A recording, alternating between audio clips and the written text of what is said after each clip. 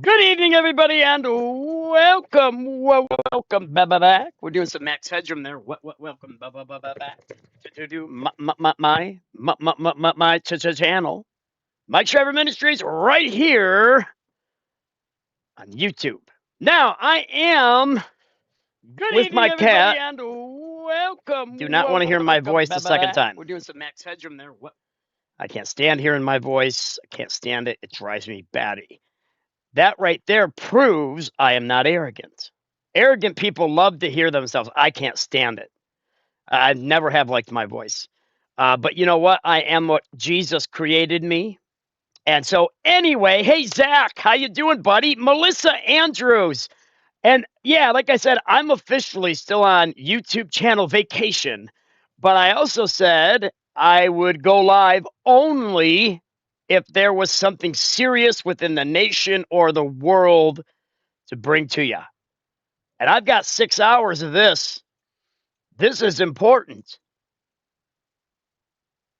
And I am temporarily coming out of my vacation stance so we can watch this. I don't know if I'll do the whole thing today. It's 6 hours long, but everybody knows I am no stranger to 5.5 hours. Well, it was 5 hours and 45 minutes. I think that's my max.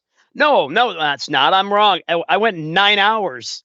Like the second or third day the war began. So here we go. We got Congress. And Melissa, it's good to see you. I got your email. I'm going to email you back if that is okay. Talk to you about some things. Don't worry, you're not in trouble. Couldn't get in trouble anyway. I'm not your daddy, nor am I your husband. I'm definitely not your God. I'm just a man like everybody else. But here we go, folks. We have Congress drilling Hegseth and raising Caine and Abel, the general, Dan raising Caine and Abel. Here we go. Punch it, Chewy. But again, one more thing, though. I am on vacation until the 8th of May, so I'm probably not going to be a whole lot talkative. We're just going to watch this. I'll probably be more involved in the chat tonight than I am with my big voice. So, all right, here we go. Punch it.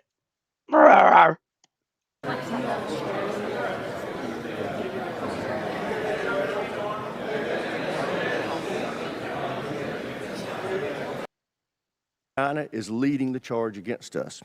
As you can see from this graphic, 25 years ago, the PLA was just a defensive force with little ability to project power beyond their borders. Today, the PLA is a modernized military force capable of projecting power well into the Pacific. Their rapid military buildup has delivered thousands of new ships, subs, missiles, and space Pastor Kreitz is in the house. How you doing, buddy? Our ability to safeguard our national security interest in the Indo-Pacific. China continues to invest heavily in the PLA's military modernization, announcing another 7% increase in defense spending this year. As a result, they are spending more of their GDP on defense than we are. In fact, as you can see from this graphic, all of our adversaries are spending more of their GDP on defense than we are. Meanwhile, our defense spending as a percentage of GDP has been steadily falling since World War II. That yellow line that you see on the graph cutting across that bar represents 4 to 5% of GDP spending. History has shown that meeting or exceeding that level of investment ensures we can truly deter. It is great to see you all. Pastor Kreitz, good evening, sir. I might call you later if you're not busy. Angela, child of God, is here. We got Melissa in the house. Same level of investment Zach, ourselves. the Sticks, Since hello. World War II, defense spending has shrunk significantly as a percentage of federal outlays, as you can see from the red line. Man, chart. I bet they're going to get hammered by Congress. Non-defense spending, on the other hand, accounts for over 85%. It's a good thing they're brave men. I don't know if I can handle. I don't know if I'm that brave. This underinvestment in our defense has had very real consequences. Our defense industrial base, long the envy of the world, has atrophied significantly. Carlos Genova SC is in the house. For our warfighters at scale. Tag team back again. Checked it, directed. Let's begin. Body on body. People, let me make some noise. Oh, wait a minute. This isn't 1993 anymore. The U.S. How do we still know those songs by heart? 1/10 of 1% We build fewer ships than Croatia or the Netherlands. Vendetta's in the house. Our global munition stockpiles are low, and we lack the capacity to rapidly restock magazine depth. We have very little industrial capacity to mine, refine, or process Now critical look at minerals. this. Listen to this. This will be one of the few times in the next 6 hours I'll stop the stream. Well, possibly. U.S. shipbuilding compared to the rest of the world. China. Now, I get it. We're way more advanced than they are, but they're catching up. China here says 25 million tons. U.S. shipbuilding compared. Look at how many tons they have. If it wasn't for our technology, I mean, look at this. We're all the way down to 73,000 tons. Wow. China, South Korea, even Japan is outperforming us in shipbuilding. Italy, France, Vietnam. Good morning, Vietnam. The Philippines, Germany, Russia, Finland, Singapore, Croatia, Netherlands, and there we are at 0.13. Percentage of global gross tonnage, something, 20 something. Anyway, it's too small for me to see it. Not only am I short, but my vision isn't the best. That's a result of hitting 51 years old. Wait till you get there. You guys will totally understand. Okay, let's get back to it, guys. Yeah, we're not doing well to the rest of the world in shipbuilding. In fact, the amount of shipbuilding docks we have has been greatly decreased. It needs to increase. And if we didn't have 11 aircraft carriers, and by the way, the Enterprise is almost done. No war with China until Enterprise is on the ocean. I'm not saying we couldn't lick them, but I want to be able to lick them even better because it's just not the same fleet without an Enterprise. And Congress was going to stop Enterprise from ever be used as a name again. After CV6 and CVN 6.5, they weren't going to name another Enterprise. I'm pretty sure that was the libs in the Obama administration.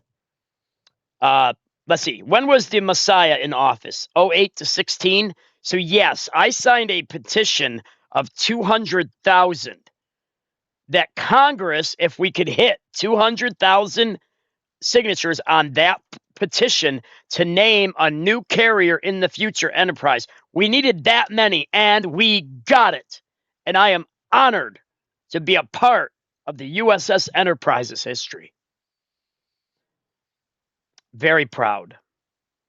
Because if it wasn't for CV6 Enterprise in World War II, basically taking on half of the Japanese Navy for quite a few months because we had to get ships repaired. We just got hit at Pearl. Enterprise was out there making a difference. And God blessed those men. And I know he's going to bless the men and women of USS Enterprise, CVN 80, which she's delivered to the military, or the Navy, that is, sometime around 2030. She's about half built right now. And I can't wait to have a new Enterprise in the fleet. As a result, many of our defense supply chains are reliant on the very adversaries we seek to deter. Beyond the impact to our industrial base, the inadequate investment in our defense has resulted in a vicious cycle that has pitted sustainment against modernization. For years, administration after administration comes to this committee with budgets asking us to decommission weapon systems that they admit we still need, or to cut funding for training, parts, and supplies, or to put off needed maintenance to the facilities where our service members live and work, or to reduce the number of military personnel. These budgets have asked us to make these sacrifices and accept the near-term risk so we could afford to reinvest in military modernization, which is something we desperately need to do. But we in Congress consistently rejected this mutually exclusive choice. Instead, we divided up the limited budget we were given and made a worse choice. We underfunded both sustainment and modernization. The result is we don't have enough munitions, ships, aircraft, or autonomous systems to ensure dominance against every adversary. And the ships and aircraft we do have suffer from unacceptably low mission-capable rates. Speaking of enterprise. Fortunately, that's about to change. Yeah. This president has requested a historic $1.5 trillion budget for our national defense. For the first time in over 40 years, we've been presented a budget that accounts for the true cost of American deterrence. Actually, be great uncles that served in the Pacific Theater. Both sustainment and modernization. It provides a 24% Computer, increase all in lights on. operation and maintenance, including a 20% increase in core readiness programs like flight hours and combat exercises. It includes a 115% increase in funding to repair and improve facilities for our service members and their families. It increases military end strength by 44,000 and provides for a historic pay raise for our service members. It calls for an unprecedented 76% increase in procurement and 64% increase in research and development. This will enable us to truly catch up in our modernization efforts by quickly fielding new munitions, aircraft, ships, land, space, and autonomous systems to replenish and expand our arsenal. It directly confronts the challenges in our defense industrial base with over $100 billion in investments to revitalize manufacturing, expand domestic and allied critical minerals projects, and secure our supply chains. Finally, this level of investment gets defense back to 4.5%. That's where we need to be. We want to truly deter conflict. It also ensures that America leads by example as our allies heed the President's call to increase their defense spending and improve their military readiness. I would also note that it's critical that we do not reduce deterrence while we're asking our allies to ramp up their own capacity. Now that makes sense. And that's something we're going to be paying a lot of attention to in this committee. Before I close my remarks, I want to highlight the bravery, dedication, and professionalism of our warfighters throughout this conflict with Iran. Their tremendous work to achieve the very clear military objectives of this operation has given the President the opening he needs to negotiate a true and lasting peace that will ensure Iran never acquires a nuclear weapon. That's okay. Mr. Secretary, General Caine, thank you for being here. I look forward to hearing how this budget request will ensure our military can preserve American deterrence for generations to come. And with that, I yield to my friend, the ranking member, for his opening statement. Well, thank you, Mr. Chairman. I appreciate those opening remarks. I want to start by agreeing with you on the last point. Our troops have performed incredibly well in the last 15 months. They have been asked to do more than anyone expected, and they have demonstrated the incredible capability of the United States military. I think we should all recognize that.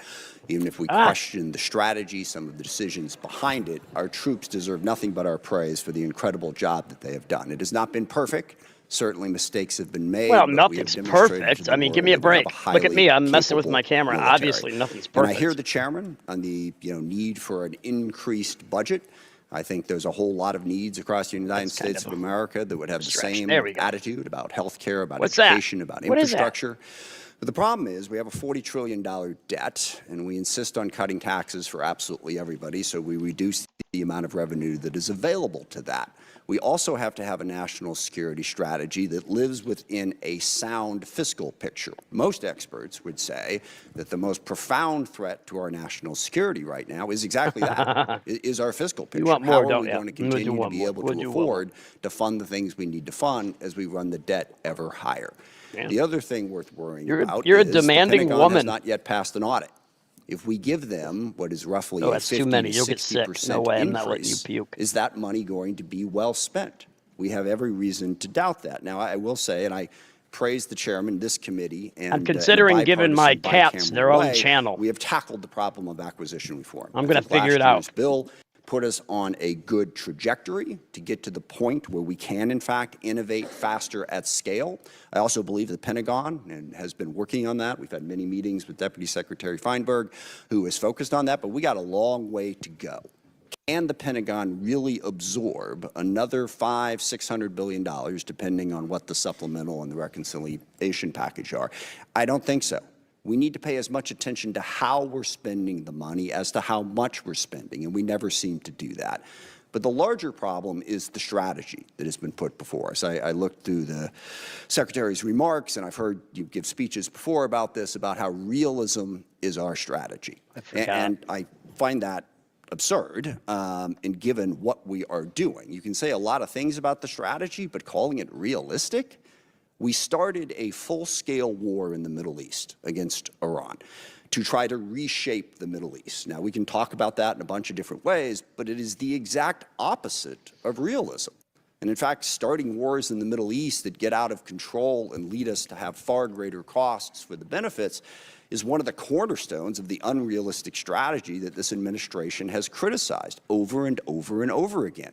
And yet here we are in a full-scale Mideast war, and we've seen the costs of that.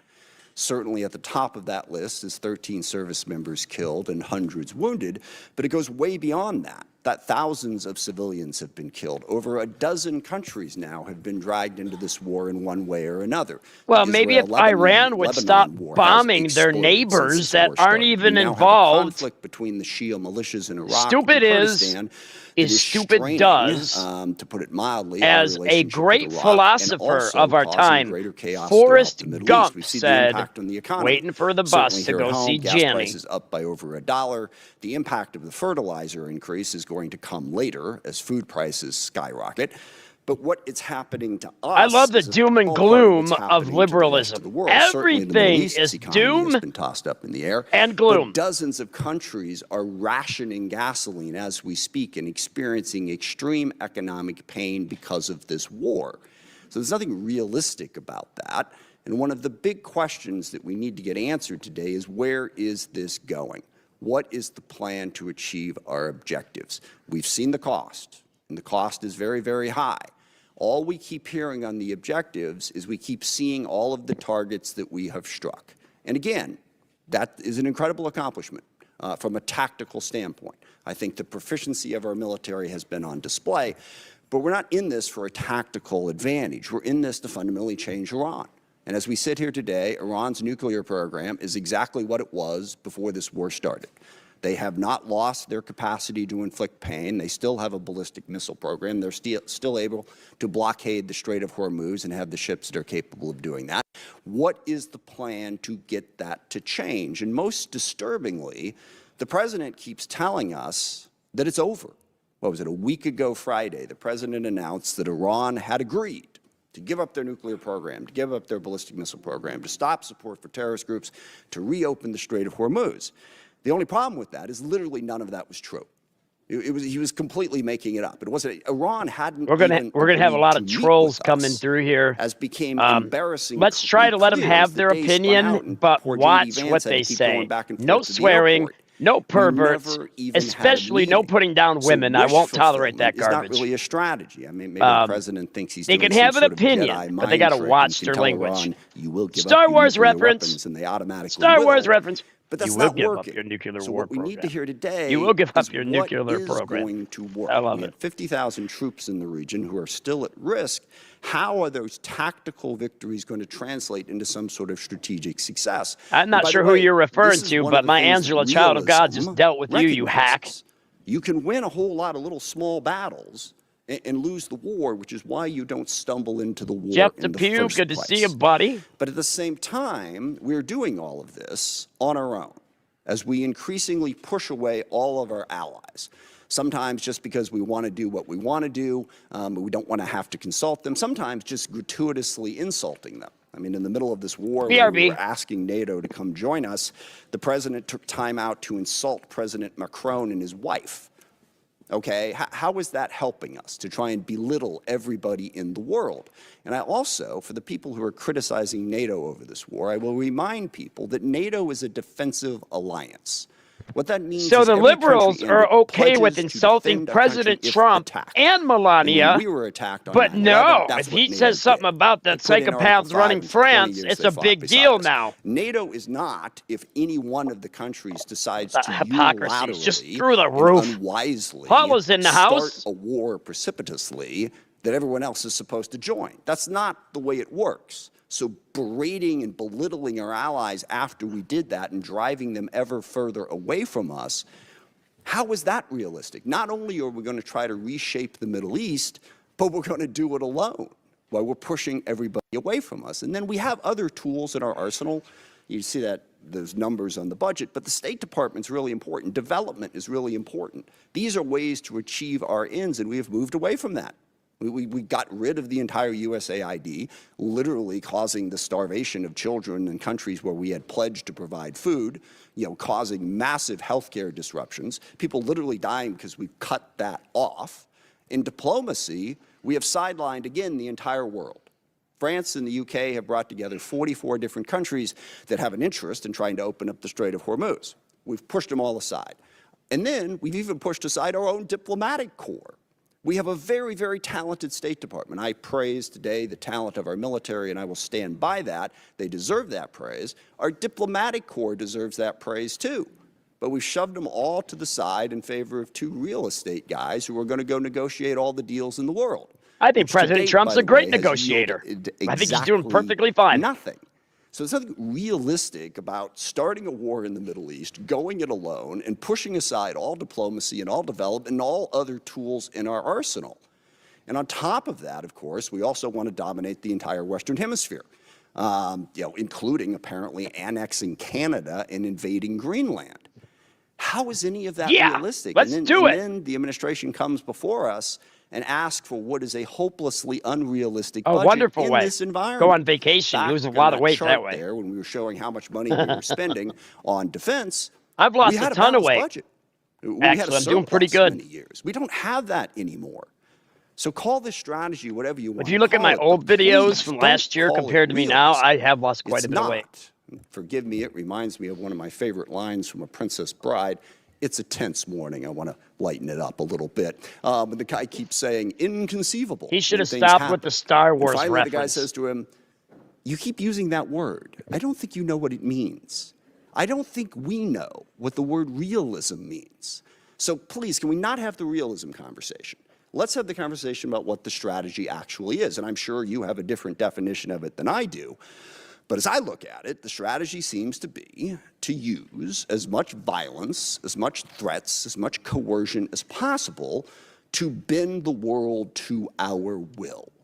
I think that is a very dangerous strategy because one of the oldest cliches in the military is the enemy gets a vote.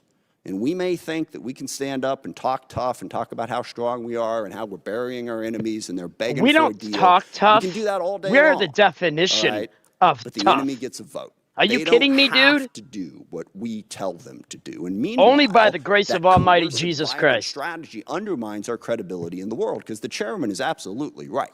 And this is one area where I strongly disagree with the folks on the far left who say that we don't really face any threats, that the U.S. is a malign influence in the world and always has been. I don't agree with that. China, Russia, Iran, North Korea, Hezbollah, Hamas, the Houthis, variety of other transnational terrorist groups, including, yes, narco-terrorists and human traffickers over here. They all are trying to weaken us, all right? They don't want a rules-based order. They want to play by their own rules. They want to push us aside. We want to be the side that stands up for the rules. But if what we're saying to the rest of the world is stick with us because we're a better bully than China, we coerce countries more effectively, that undercuts the very message we're trying to spread to build the coalition we need to be successful. I also worry about I think we're being pretty successful right now. I think everybody in here that's not liberal would agree. I think even some libs would agree. Civilization. That's oh my gosh. Message coming I'm just going to shut up right now before I get angry. If we are going to be this big, powerful force that throws our weight around the world wants to know at a minimum that we're doing it for the right reasons and with a sense of values to protect people, not to destroy entire civilizations. And we all hear that and we all go, well, gosh, he probably doesn't mean it. Well, that is so reassuring, okay, that he's just States of America. I grew up on stories of the U.S. at the end of World War II being the country that the Germans wanted to surrender to, not the Russians, because they knew they could trust our values.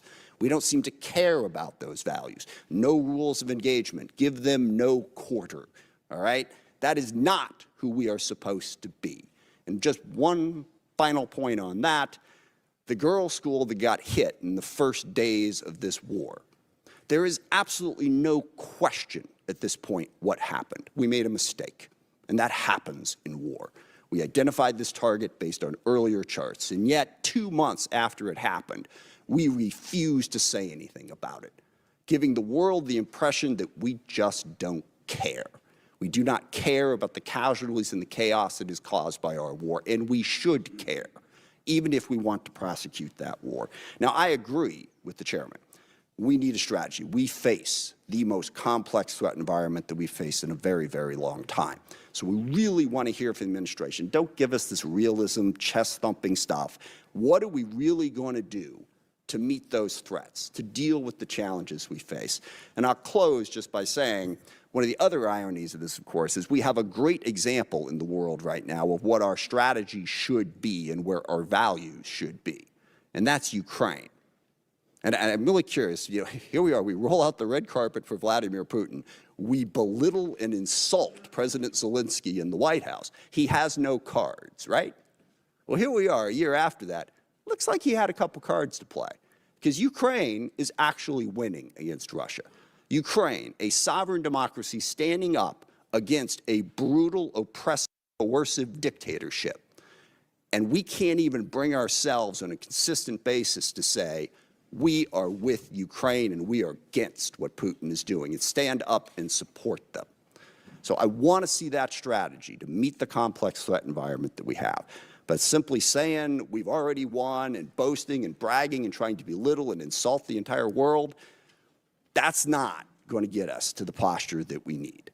So I hope we have a conversation about how we can build a strategy that makes sense and is actually realistic. With that, I yield back. I thank the ranking member for his opening statement. Now I'd like to introduce our witnesses. And we have the Honorable Pete Hegseth, Secretary of War, General Dan Caine, Chairman of the Joint Chiefs of Staff, and they are being accompanied by Mr. Jay Hurst, Acting Chief Financial Officer and Comptroller for the Department. I also want to welcome the Secretary's wife, Jennifer. Welcome to our hearing. Glad to have you here with us today. And with that, Ms. Secretary, we'll start with you. You're recognized. Well, thank you, Mr. Chairman. Ranking Member Smith, distinguished members of the committee, we appreciate the opportunity to testify in full support of President Trump's historic $1.5 trillion fiscal year 2027 budget request for the Department of War. The President's budget request reflects the urgency of the moment, addressing both the deferment of longstanding problems as well as positioning our forces for both the current and the future fight. We think divesting to invest is a strategy of austerity. I'm honored to appear alongside General Dan Caine, Chairman of the Joint Chiefs of Staff, as well as Jay Hurst, our Comptroller, or Chief Financial Officer. I'd like to start by thanking this committee and Congress for your partnership in securing the investments needed for a stronger, prouder, and more secure America. I think what our troops have demonstrated to the world over the last 15 months are a reflection of that. A nation's ability to build, innovate, and support the critical needs of its warfighters at speed and at scale is the foundation upon which its survival rests. However, upon taking office on January 20th, 2025, President Trump inherited a defense industrial base that had been hollowed out by years of America Last policies, resulting in a diminished ability to project strength.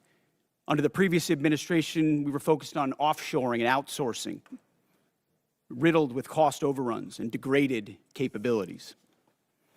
Under the leadership of President Trump, our builder-in-chief, we are reversing this systemic decay and putting our defense industrial base back on a wartime footing. If you ask anyone at our Pentagon, urgency informs everything we do. We're rebuilding a military that the American people can be proud of, one that instills nothing less than unrelenting fear in our adversaries and the utmost confidence in our allies. We fight to win in every scenario. The $1.5 trillion FY27 budget put forward by the President will build upon the historic $1 trillion FY26 top line and continue to reverse the 4 years of underinvestment and mismanagement of the Biden administration. The $1.5 trillion budget will ensure the United States continues to maintain the world's most powerful and capable military as we grapple with a complex threat environment across multiple theaters. Not to mention, this budget also includes a historic troop pay increase, 7% for lower enlisted, and the budget eliminates all poor or failing barracks. Quality of life for our troops is front and center in this budget as well. By supercharging our industrial capability and transforming how the department does business, we're restoring American commercial dominance at a pace unseen in generations, transforming the defense industrial base from a broken, slow-moving system of the past. We have flipped the Pentagon acquisition process from a bureaucratic model to a business model, 180, decisively moving from an acquisition environment paralyzed by bureaucratic red tape into an outcomes-driven organization focused on delivering the most at cost, at scale for taxpayer dollars.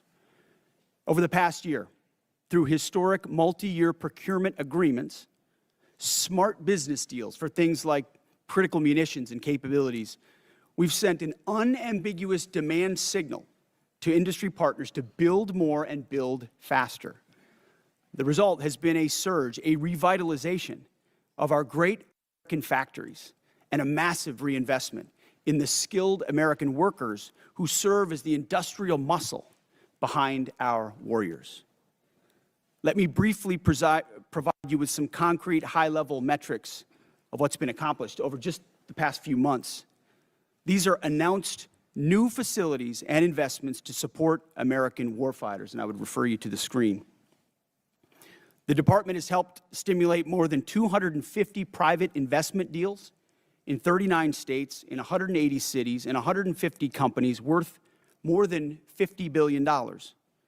It's resulted in 280 new or expanded facilities, more than 18 million new square feet of American manufacturing, and more than 70,000 new jobs in defense. This is the key part of this. These $50 billion of investment in new plants, new assembly lines, and new factories, these are private investments, not taxpayer dollars.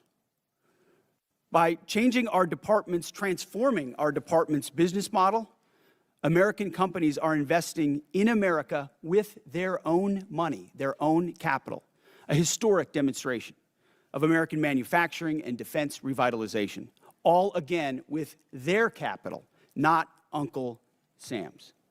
This has never been done before and is long overdue, from a bureaucratic model to a business model. Anyone on the outside looking in at what's been done inside this Pentagon in the last 12 months cannot deny the fundamental transformation at speed, at scale, to innovate and meet the threats of today and tomorrow. These investments equal great things for America, American families, and American workers, and help to ensure that our warfighters are able to defend the American dream and all American made. Together with the help of the policy updates and appropriations passed by Congress, President Trump's War Department has begun to turn the lights back on in manufacturing towns across this country, and once again, forging a lethal arsenal of freedom.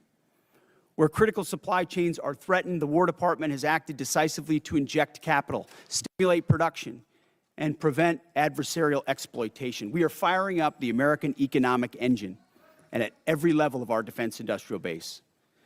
Every policy we pursue, every budgetary item we request serves to ensure that the department remains laser-focused on increasing lethality and survivability of our forces from the front lines to the factory floors. This is a historic budget, as you said, Mr. Chairman. This is a fiscally responsible budget. This is a warfighting budget.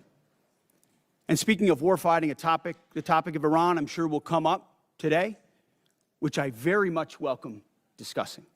I look forward to sharing the incredible successes of our military, achieved in a matter of weeks. President Trump, unlike other presidents, has had the courage to ensure Iran never gets a nuclear weapon, and he's ironclad in that. We have the best negotiator in the world driving that deal. The biggest challenge, the biggest adversary we face at this point are the reckless, feckless, and defeatist words of congressional Democrats and some Republicans 2 months in, I remind you, 2 months in to a conflict.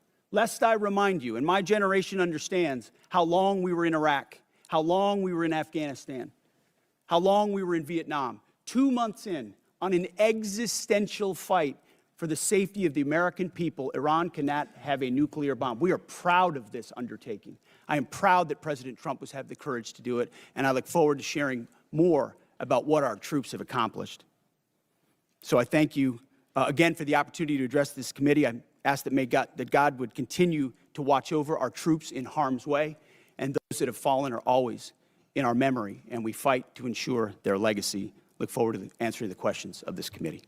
Thank you, Mr. Secretary. General Caine, you're recognized. Thank you, Chairman Rogers, Ranking Member Smith, and members of this committee. Thanks for having me today. I'm honored to be here today alongside the Honorable Pete Hegseth and Honorable Jay Hurst to testify on the President's fiscal year 2027 budget. I'm grateful for the opportunity to testify today, and I'm thankful for your continued partnership in support of our warfighters defending the homeland and our interests around the world. It's a privilege to speak with you today about the foundation of America's strength, our 2.8 million members of our joint force, and I'm continually inspired by our soldiers, sailors, airmen, Marines, Guardians, and Coast Guardsmen, and our civilians standing the watch for our nation, supported always by their families. Each and every one of them could have chosen another path, but they don't. They choose to serve and to do something more important than themselves. And every day they meet the nation's challenges, from combat operations to critical support roles, with the courage, tenacity, and grit that keeps our nation strong and secure. I would also like to express my deep gratitude for the 39 members of our joint force who've passed away during my time as the chairman, including 14 who've passed during Operation Epic Fury. As the Secretary said, we are deeply grateful for each of them and their families, and their names will never be forgotten. As the chairman, my duty is to ensure our civilian leadership has a comprehensive range of military options and the associated risks that to those leaders who make the nation's hardest decisions, and offer my military advice privately. I owe the President, the Secretary, and the Congress the truth at every turn. My blueprint for this role is General George C. Marshall.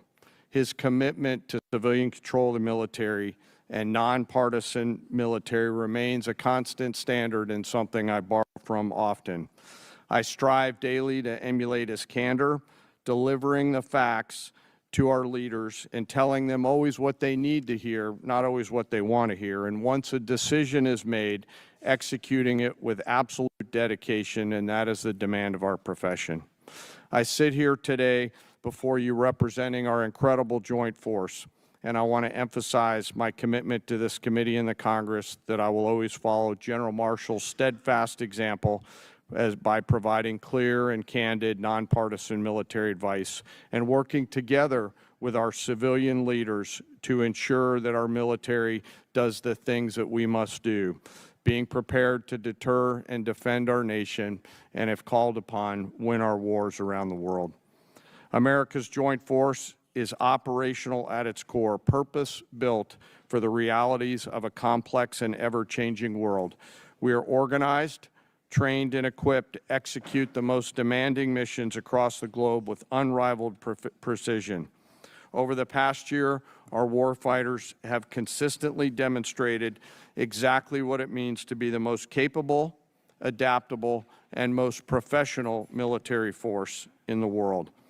Our shared goals are to ensure the joint force maintains the strategic initiative and advantage, projecting American power and responding to global challenges on our nation's terms.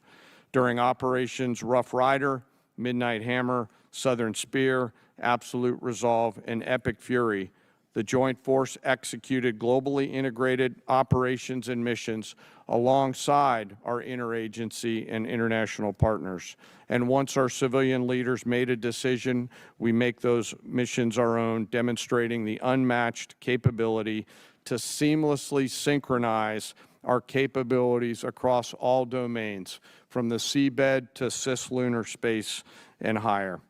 We're able to accomplish these complicated missions and work because we draw from a deep, enduring reservoir of training, professionalism, and commitment. Our operational tempo is high, but we're designed to sustain and rebuild our strength continuously. We build readiness every day. We train professionals every day. We learn and sharpen our edges every day by being learning leaders. And I am incredibly proud to be a member of this Joint Force team, proud of the team and proud of the commanders. As the chairman and the ranking member both said, we live in complex and dynamic times where global risk is scaling. The complexity of today's modern battlefields demands our constant adaptation, innovation, and partnership with this Congress. As a joint force, we're up to the challenge. We're built for this environment.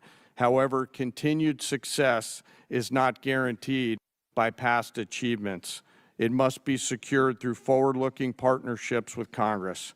And to drive this pace and change and maintain our superiority, we need timely, predictable, and sustained investment. The resources we discussed today are critical to modernizing our force and ensuring that whatever threats emerge in the future, that your joint force is ready to meet those challenges, to protect our interests and defend our nation.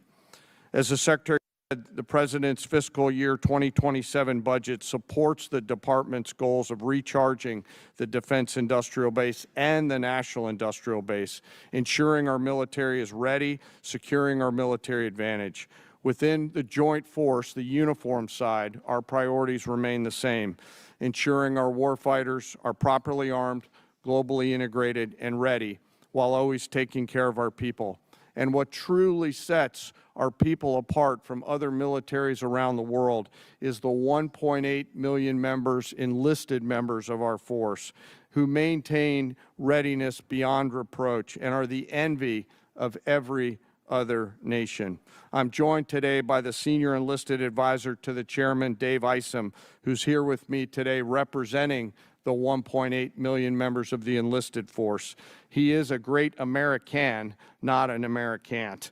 While we face dynamic and a dangerous world, I have the absolute trust in the extraordinary men and women who come and volunteer to serve our nation within our joint force. They execute the missions quietly every day, and coupled with the American spirit, outthink, outcompete, and relentlessly innovate, we will maintain our decisive edge, but doing so requires your partnership. We stand ready today to answer our nation's call. It remains the honor of a lifetime for me to serve alongside the members of this joint force. And as we sit here today in this important hearing, I ask us all to remember our deployed teammates who are out there right now doing our nation's business. And may we again always remember our fallen, who've given us the gift of an incredible example, and their family members who continue to show us what courage and grit look like. Thank you again for your enduring support, and I look forward to your questions.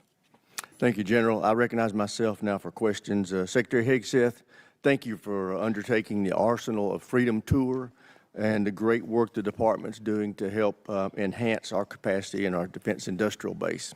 Could you tell us how last year's reconciliation bill helped enable what you have been able to do, and what you think this year's FY27 budget request will do on that front? Well, Mr. Chairman, thank you for your leadership and your support on that topic. I mean, coming into this position, we fell in on a lot of the reforms you and this committee have been advocating for a long time. Looking for somebody that was willing to run with them, and our department have run with those. And that reconciliation bill last year was kind of the rocket fuel to initiate President Trump's priorities in this department. So we fell in on a department that was focused on a lot of the wrong things, going in the wrong direction. And with reconciliation, we were able to put $22 billion in shipbuilding, $22 billion into Golden Dome, $25 billion into munitions, established drone dominance, which we're continuing to do this day in this next budget funds.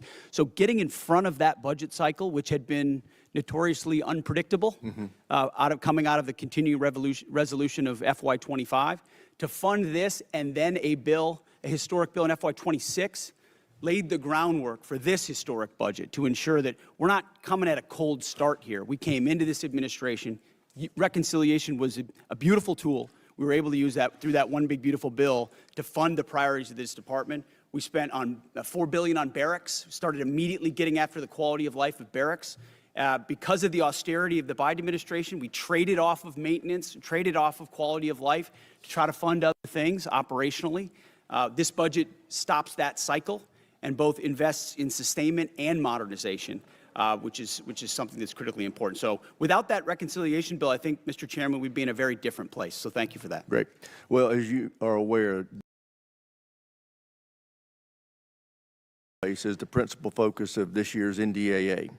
So in addition to enacting this budget request that's been submitted, we want to work with you to enhance the department's statutory authorities to improve the capacity of our DIB.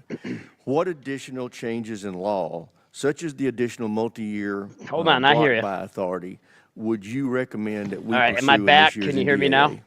A few aspects of the acquisition transformation that's been undertaken by Undersecretary Duffy in acquisitions and sustainment. So there are some aspects of that we'd like to codify even more. Testing. Oh, you mentioned it. Multi-year procurement is incredibly important and one of the most important parts of this bill. When this committee and this Congress funds those predictable and sustained investment. All right, testing. Okay, I'm back. All righty then. All right. Thank you for letting me know, guys. What happened was his mic had his mic up. The mic was okay. Punch it. I gotta come up with a new saying. I'm tired of that one. The resources we discussed today are critical to modernizing our force and ensuring that whatever threats emerge in the future, why am I not hearing your joint Are you guys force hearing is the ready video? to meet those challenges, to protect our interests and defend our nation. I can't hear it. As the Secretary said, the President's fiscal year supports the department's goals of recharging the defense industrial base and the national industrial base, ensuring our military is ready, securing our military advantage. Within the joint force, the uniform side, our priorities remain the same, ensuring our warfighters are properly armed, globally integrated, and ready, while always taking care of our people. And what truly sets our people apart from other militaries around the world is the 1.8 million members, enlisted members Hello, of our Sydney. force, How you doing, who Sydney? maintain Well, readiness William, welcome beyond in. reproach and are the envy And Irving of Riviera, every welcome other in. Guys, nation. please hit I'm that joined subscribe today button. by the senior enlisted advisor to the chairman, Dave And hit that Isom, thumbs who's up. here with me today representing the I came out of 1.8 my million members 10-day of the enlisted vacation for force. this. This is He too is important a for great us to miss. American, not an Americant.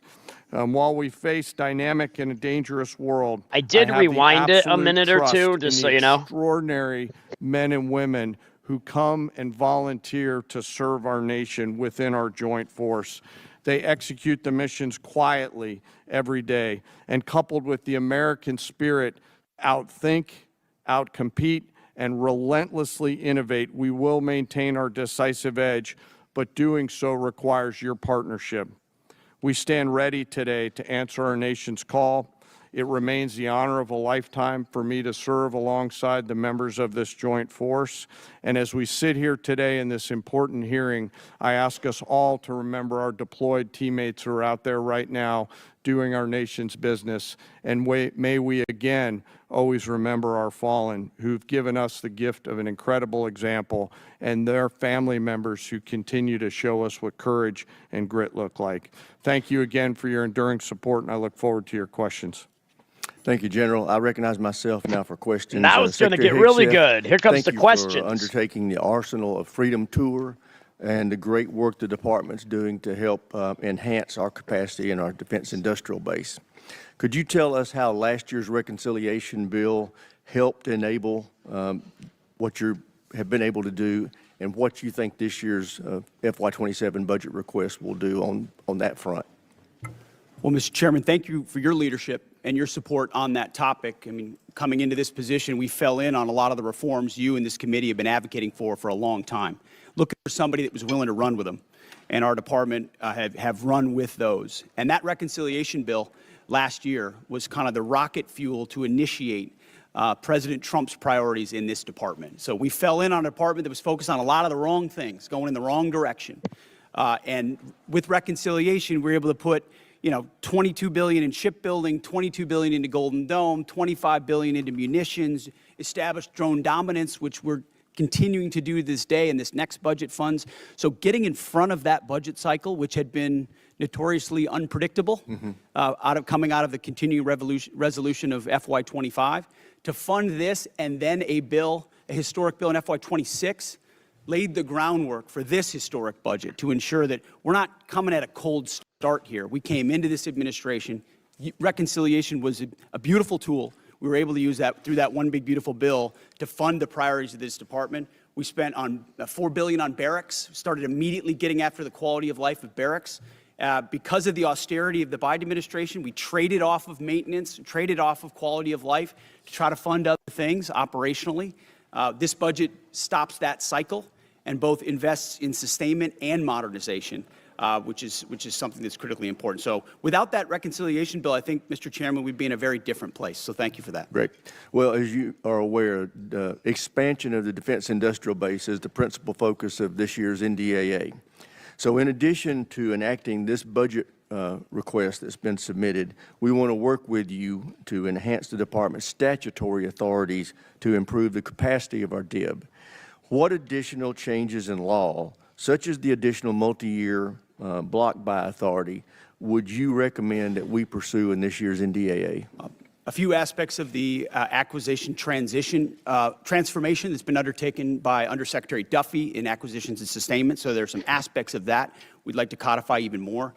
But you mentioned it. Multi-year procurement is incredibly important and one of the most important parts of this bill. When this committee and this Congress funds those things, companies are already breaking ground on tens of billions of dollars of new plants.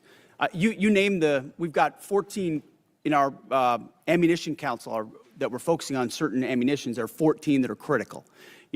PAC-3s, SM-3s, SM-6s, THAADs, Patriots, Tomahawks, AMRAAMs, JASSMs, you name prisms, you name them. We were building them at too slow and too low a level.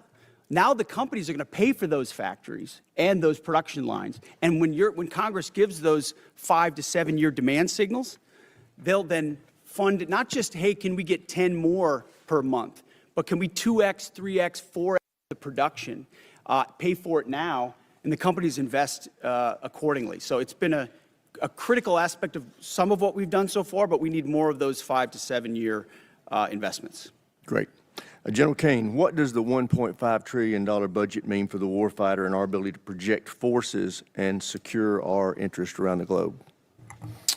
Chairman, in my view, this represents a historic down payment on future security. If the budget is approved and ultimately deployed, as we look at the character of warfare changing very, very fast, what's layered in to this budget by our civilian leaders will allow us to start getting ahead of where technology is evolving. And as I mentioned, the character of warfighting is changing pretty quickly.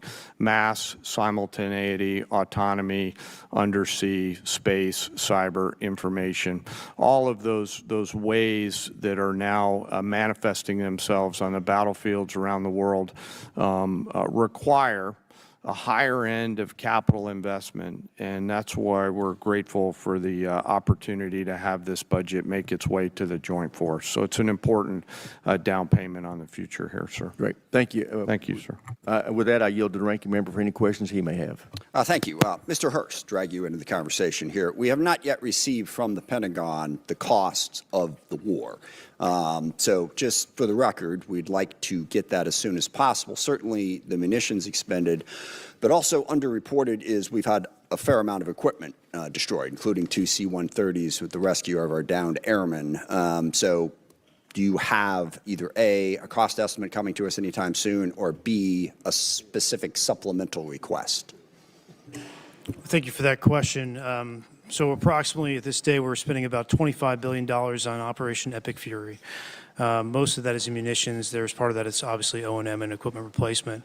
We will formulate a supplemental through the White House that will come to Congress once we have a full assessment of the cost of the conflict. Sure. So you're saying the full cost at this point is $25 billion? Yeah, that's our estimate for the cost. Okay. Interesting, because I'm glad you answered that question, because we've been asking for a hell of a long time, and no one's given us the number. So if you could get those details over to us, that would be great. Mr. Secretary, you mentioned the nuclear aspect of Iran and the war. And it is worth noting that every president prior to this one, including President Trump in his first term, also prevented Iran from getting a nuclear weapon without actually having to go to war in Iran. So we need to keep that in mind. But also, since the war started, Iran's nuclear arsenal has not been weakened in any way. And at the moment, in negotiations, what Iran is saying, basically pay us to open up the strait. That's their position, which is completely untenable. I agree. It's worth noting, of course, that the strait was open before the war started. Now we're negotiating to get back to status quo. And Iran's most recent offer is to say, we'll talk about nukes later. So what is the plan to actually turn all of this lethal kinetic action into an improvement in the nuclear situation? Because we haven't gotten there yet. Play it out for us. How does that happen? How does it actually lead to that result? Well, I would take issue with the premise of the question that nothing was done. Operation Midnight Hammer was a very effective. Well, I didn't say nothing was done. I said in this war. Ultimately, this war started. well, this is under this administration, unlike other administrations, which cut bad deals and pallets of cash with no ability to oversee whether Iran is actually pursuing a nuclear program. Which is where if we we're want at. to litigate JCPOA or the Iran deal, our view, the president's views, that was a very bad deal. Okay. That gave them a That's bunch the of money up past. front. What's the future? To fund, you talked about negotiated deals. Allowed them to fund their proxies and spread Hamas and Hezbollah all around the region, build up nuclear capabilities. That's great. What are we going to do now? President Trump has been clear-eyed, from the killing of Qasem Soleimani to the pulling out of the Iran deal to Midnight Hammer and now to this effort to recognize that you have to stare down this kind of enemy who's hell-bent on getting a nuclear weapon and get them to a point where they're at the table giving it up in a way that So they never have it. So they haven't broken yet. Okay, we haven't gotten there yet. For all of the Well, their nuclear facilities have been obliterated. Underground, they're buried, and we're watching them 24/7. So we know where any nuclear material reclaiming might be. my time for we're just watching a quick it. second here. We had to start this war, you just said, 60 days ago, because the nuclear weapon was an imminent threat. Now you're saying that it was completely obliterated? They had not given up their nuclear ambitions, and they had a conventional shield of thousands of missiles. So Operation Midnight Hammer accomplished nothing of substance. It left us at exactly the same place we were before. So much so their that we had to facilities start were a bombed war. and obliterated. Their ambitions continued, and they're building a conventional shield. All right, of let me missiles. try again. It's the North Korea strategy. You know this very well. The North Korea strategy was use conventional missiles to prevent anybody from challenging them, so they could slow walk their way to a weapon. President Trump saw Iran at its weakest moment, took an action to ensure, in a way that only the United States of America could do with our Israeli partners, And yet to ensure they still their haven't given conventional up their nuclear. shield was All right. brought one to other heel, which question, we've done. if I could get to it. So on Ukraine, a year plus ago, your advice, the president's advice, was Ukraine had no cards to play. They should go cut the best possible deal they could. Clearly that was wrong. What did you miss? What did you miss about the conflict between Russia and Ukraine that you didn't see that Ukraine was going to be capable of doing what they've done in the last 14 months? What we didn't miss, and we're here in this committee, is that Joe Biden, with no accountability, gave hundreds of billions of dollars of our weapons to Ukraine, to an outcome that never would have happened if President Trump was president. So he pulled out our, you guys don't talk about that. Ultimately, President Trump believes there should be a peace deal between Russia and Ukraine. But you didn't expect Ukraine to be where they're at right now. I'm asking you, just from a strategic standpoint, what I think did the you miss? Ukrainians have shown great courage, and I appreciate that Europe is now paying for any weapons that we provide. All right, I yield back. Thank you. All right. Now, maybe I we wanna can make remind some of that everybody money back. Everybody wants to get their questions, so we are going to be sticking strictly Where we to gave the them 5-minute all, rule today. just So gave with them that, all I those recognize weapons. the gentleman from South Carolina, Mr. Wilson. Thank you, Chairman Mike Rogers, for your leadership working with President Donald Trump. As the grateful father of 4 sons who have served overseas in Iraq, Egypt, and Afghanistan, I especially appreciate War Secretary Hegseth and Chief of Staff Caine for your competence, service, and success. Military families have never been more appreciated than today, and our enemies of dictators now understand peace through strength. Dictators historically are on the run. With your leadership, President Trump has given Syria a chance with President al-Shara replacing dictator Assad from Damascus, who now lives in Moscow. Dictator Maduro is correctly in a Manhattan jail, as you successfully revealed in Caracas that the war criminal Putin air defenses do not work, the Chinese Communist Party radar failed, and Cuban mercenaries were expendable. The Cuban dictatorship is failing, and the ultimate mass murderer, dictator Khomeini, is dead in Tehran, Iran, joining the 35,000 people he murdered this year. With your leadership, American morale has never been higher, and hopes for freedom of the oppressed people of Iran, Cuba, Russia, and China have never been higher. And it's just an exciting time to be here with you. And Mr. Secretary, we continue to see the growing nuclear threat of our adversaries as they expand their capabilities with the largest military buildup in peacetime in world history by the Chinese Communist Party. How critical is it that we continue, as at the Savannah River site in South Carolina, to develop the plutonium pit processing so that we have modernization? Well, Congressman, I appreciate that question. On nuclear modernization, this budget funds $71 billion to modernize the triad in ways that we had neglected to do, and our nuclear triad underwrites everything. But I really appreciate your opening statement. I think something that obviously the media doesn't want to cover and doesn't want to talk about is the historic, record-breaking surge in recruiting in our ranks. 30-year record in recruiting of Americans wanting to join our joint force, wanting to put the uniform on. We're meeting recruiting goals halfway through the year. We couldn't meet our recruiting goals under the previous administration. Under Joe Biden, Americans didn't want to join the military. We couldn't get it. Now we have to turn people away and push them to the next fiscal year. That's why this budget grows our force by almost 50,000. Ultimately, additional troops into the force that we believe we can recruit. That's the best vote of confidence I can imagine. Well, hey, Sergeant Sears in the house. Good to see you, Sergeant. I came out of my 10-day vacation because I felt this was important for us to watch. God bless y'all and what you've achieved. Otherwise, I would be General Caine, probably watching one of my shows to catch up on him. Putin is losing in Ukraine, as his 30-day special mission is now 4 years of, as the Secretary has identified, courageous Ukrainian success. 30 days, led 4 by years. President Vladimir Zelensky.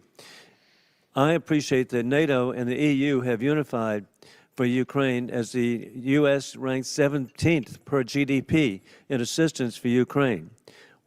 Ukraine is frontline, stopping war criminal Putin from resurrecting the failed Soviet Union, rigging elections in Belarus, invading Ukraine, keeping troops in Moldova, and with the Indvaishvili invading and rigging elections in the Republic of Georgia. As we're transitioning greater responsibility to our NATO allies, how do we ensure seamless integration to have deterrence during this shift? Congressman, we're very fortunate to have great leaders out in the European theater right now. General Grinkovich and his leadership team are committed to ensuring that integration and transition takes place in a most combat-capable and effective way.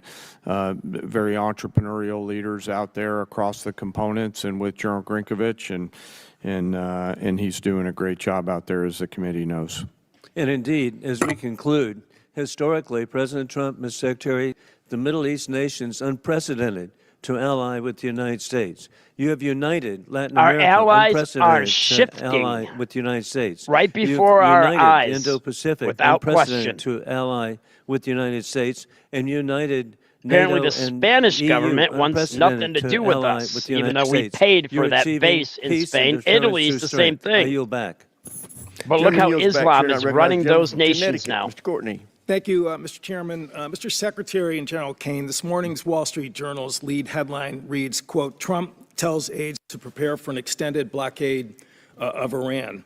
It goes on to describe, again, the thinking behind the strategy, but also talks about how prolonging the blockade is going to continue to drive up energy costs all over the world.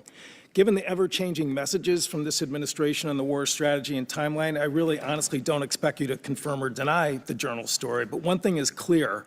The number of transits across the Strait of Hormuz has dropped to the lowest level since the war began, and commodity markets have stopped listening to the happy talk, and crude oil prices this morning have risen to the highest level since the war in Ukraine started in 2022. AAA reported this morning that the average price of gas is $4.30 a gallon, up 30 cents in 1 week. Diesel's average is $5.45. My friend Mr. Garamendi says in California it's closer to $8 a gallon. And fertilizer prices have also hammered farmers at exactly the same time they're beginning planting all across the country. Aside from the damage this war has done to American consumers, farmers, and small businesses, I want to Wright, you cracked me up, girl. On the cost of the war and our military readiness, particularly to other combatant commands. Mr. Secretary, you put out a national defense strategy in January, which listed the threat assessment facing our country. China was number one, with the second largest, most powerful military in the world, of course. Russia's nuclear force clearly was number two in terms of the threat they pose to the homeland.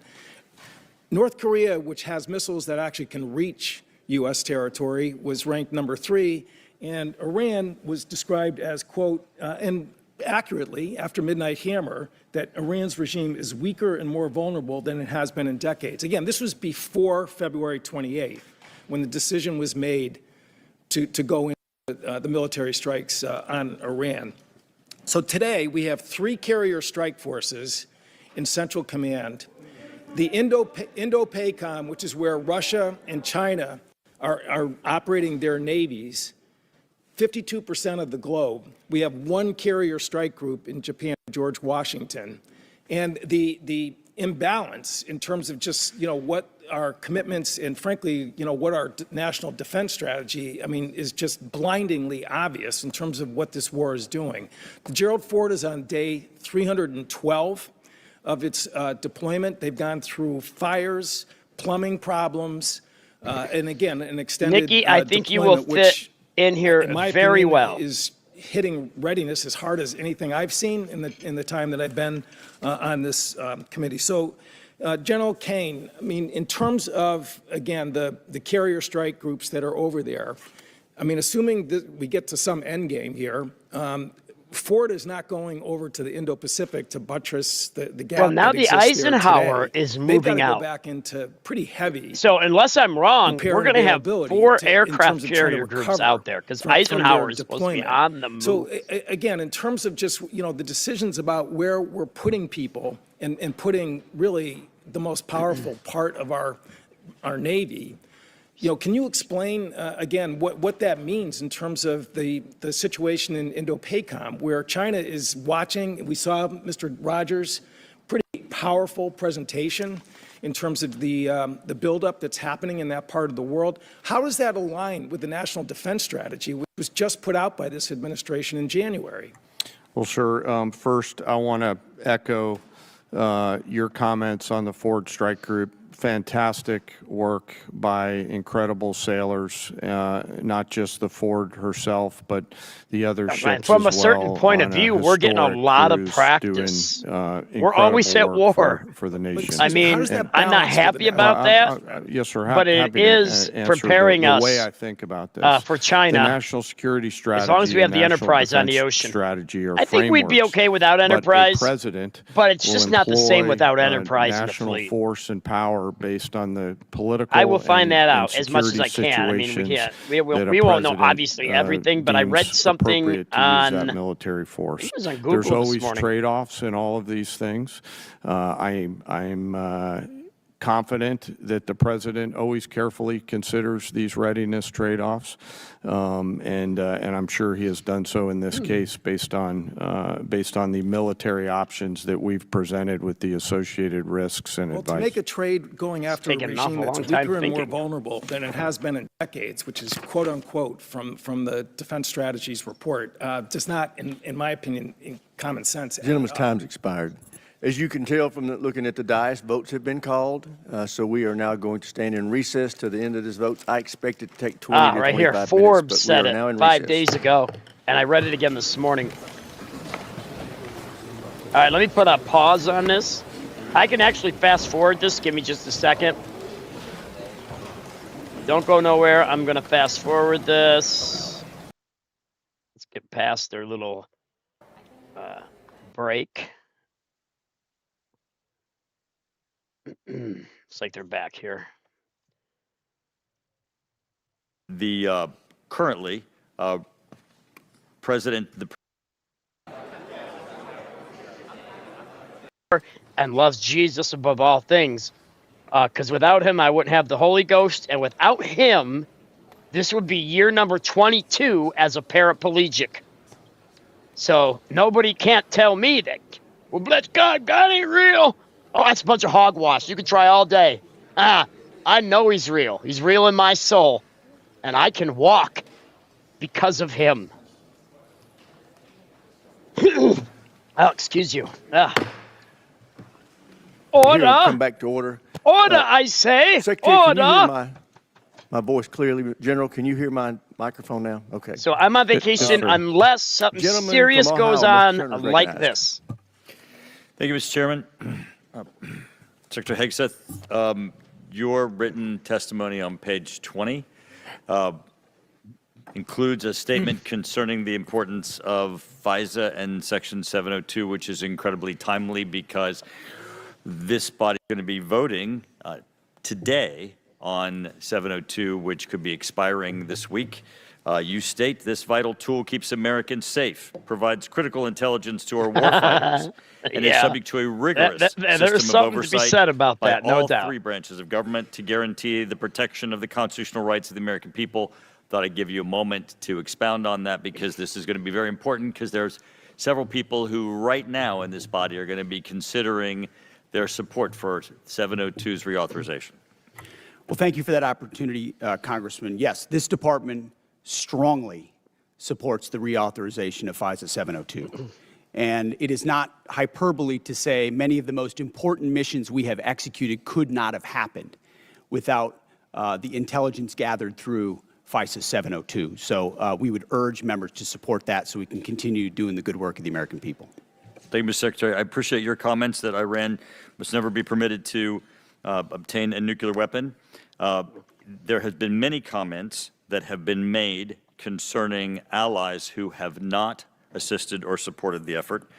General Caine, there have been many allies who have been essential for us to be able to execute the functions necessary both for Midnight Hammer and for the current ongoing operation.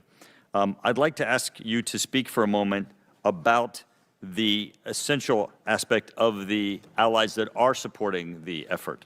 There are bases that are necessary, are forward operating facilities, both our allies I'm looking forward to hearing Middle this East, because we paid for those bases NATO in allies, Italy those in and Europe, Spain, and we throughout. can't use them? We would not be able Are you kidding me? to undertake this current operation without the use and support of facilities that we have in our bases throughout NATO, Europe, and the Middle East. If you could, for a moment, expound on the integral nature of our facilities that include those bases that are located within our allies.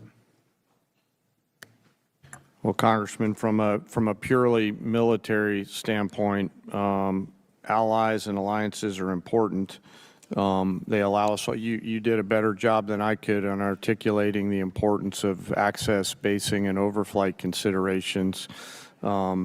You know, who those allies are and the quality of those alliances are left our civilian leaders, but certainly we appreciate those allies who've helped us and assisted us along the way. General, you would describe them as having been essential.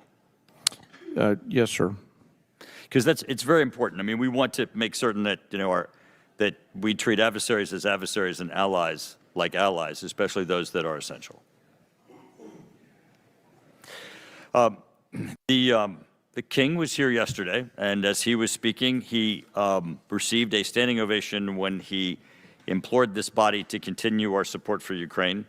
In the 2026 National Defense Strategy, it assesses Russia will remain a persistent, manageable threat. It specifically identifies Russia's continued threat to Ukraine, and we have, of course, the currently the presidential continued drawdown authority that can support Ukraine, and also the President Trump announced Pearl, the prioritized Ukraine requirements list, and in the FY 2026 NDAA, there is the $400 million that is included in the European capacity building within the defense security cooperation. General, the last time it went on the House floor with respect to funding for Ukraine, there was a vote in the House of over 300 members of the House that supported Ukraine. Could you please give us a description of some of the things currently that we're doing operationally to support Ukraine? Congressman, a few of those are probably left for classified session. We continue through our security assistance group, Ukraine, to assist with some information sharing matters. UCOM continues to help. But you would describe it as continuous and ongoing and essential for Ukraine with U.S. support. Sir, much of the relationship... Gentleman's time's expired. Chair now recognizes the gentleman from California, Mr. Garamendi. Thank you, Mr. Chairman. Mr. Secretary and General Caine, let me begin by thanking the men and women of the United States military for their service and their bravery. I recognize that our service members have performed with extraordinary courage and tactical skill, and they've done incredible things that our country has asked them to. Their professionalism and selfless service are not in question and never have been. What is in question is the purposes and the strategic direction of this war. Mr. Hegseth, as Secretary of the Department of Defense, you are ultimately responsible for the conduct of the Iran war. Any unvarnished review of what is happening right now in the Middle East would reveal a geopolitical calamity, a strategic blunder resulting in worldwide economic crisis. The result of Trump's war of choice is a serious, self-inflicted wound to America. It will take years and a new administration to recover from the grave damage to our standing in the world, as well as our economy and our military. We must remember that 13 Americans have been killed in action, hundreds wounded, and thousands of civilians killed, including more than 100 school children. The risk of this conflict was foreseeable. I'm certain that the Department of Defense knew that it was likely that in a war with Iran would create good morning or good afternoon, evening even. John Anthony, good to see you, buddy. 20% of the world's oil. Was this existential threat considered? Apparently not.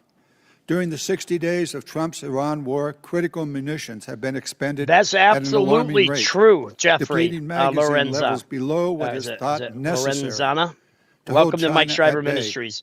That's right. Our voice has more power. Tens of billions of dollars to restock. A significant part of the necessary Navy and Marine force in the Pacific has been removed and sent to support the Iran war. Our support of Ukraine has suffered as supplies and defense systems are diverted to the Iran war. America has lost irreplaceable aircraft, radar systems, and strategic bases have been shown. How many aircraft have we lost in total? The like what, 3?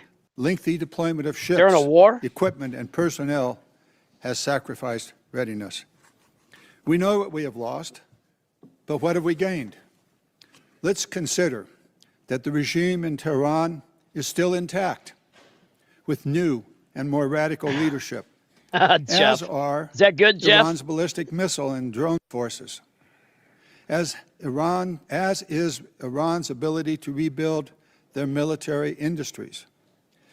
Also, as is Iran's coordination with China, Russia, and North Korea, and Iran's ability to choke off global energy supplies. Yeah, unfortunately, John Anthony, I think there's always going to be that. We're not dealing with Kennedy Democrats. We're dealing with severe liberal, sick-in-the-mind Democrats in Congress. In 2017. What can we do, you know? Secretary Hegseth, you have been lying to the American public about this war from day one, and so has the president. Exactly, you have misled Angela. the public about why we are at war. You and the president have offered. Let us not forget 3 things. The botched withdrawal from Afghanistan that cost what? Wasn't it 13 lives that were cost there? Or was it more than that? We lost the Bagra, is it called Bagra? That base. We lost that base in Afghanistan, which is very close to China. We could have definitely used that to do some damage in the war coming up against China. We lost billions of dollars in vehicles and weapons of war. And yet, no mention of that from the liberals. Let us not forget it. And also, let us not forget 3 other things. I said 3 in total, but 3 other things. Let's not forget 9/11. Iran was involved. Let us not forget October 7th, not just Americans, but Israelis, our allies, and some other nations. Iran was involved in that. Let's not forget the Jewish Holocaust of the Second World War. 6 million were slaughtered needlessly and pointlessly by a corporal from World War I with a terrible mustache. It's a wonder anybody followed him with that thing. Now, Jeff DePue, there's a man with a beard. Epic. It is the epitome of bearded perfection, the pinnacle of success when it comes to a man growing a beard. Or is it really that? Or is it the beard grew the man? Now, that's debatable. I know Pastor Kreitz brought that up. Was it the beard that grew Jeff? Or was it Jeff that grew the beard? Chicken or the egg type of situation. All I know is Jeff DePue is my friend and a great supporter of this ministry. And I appreciate all of you.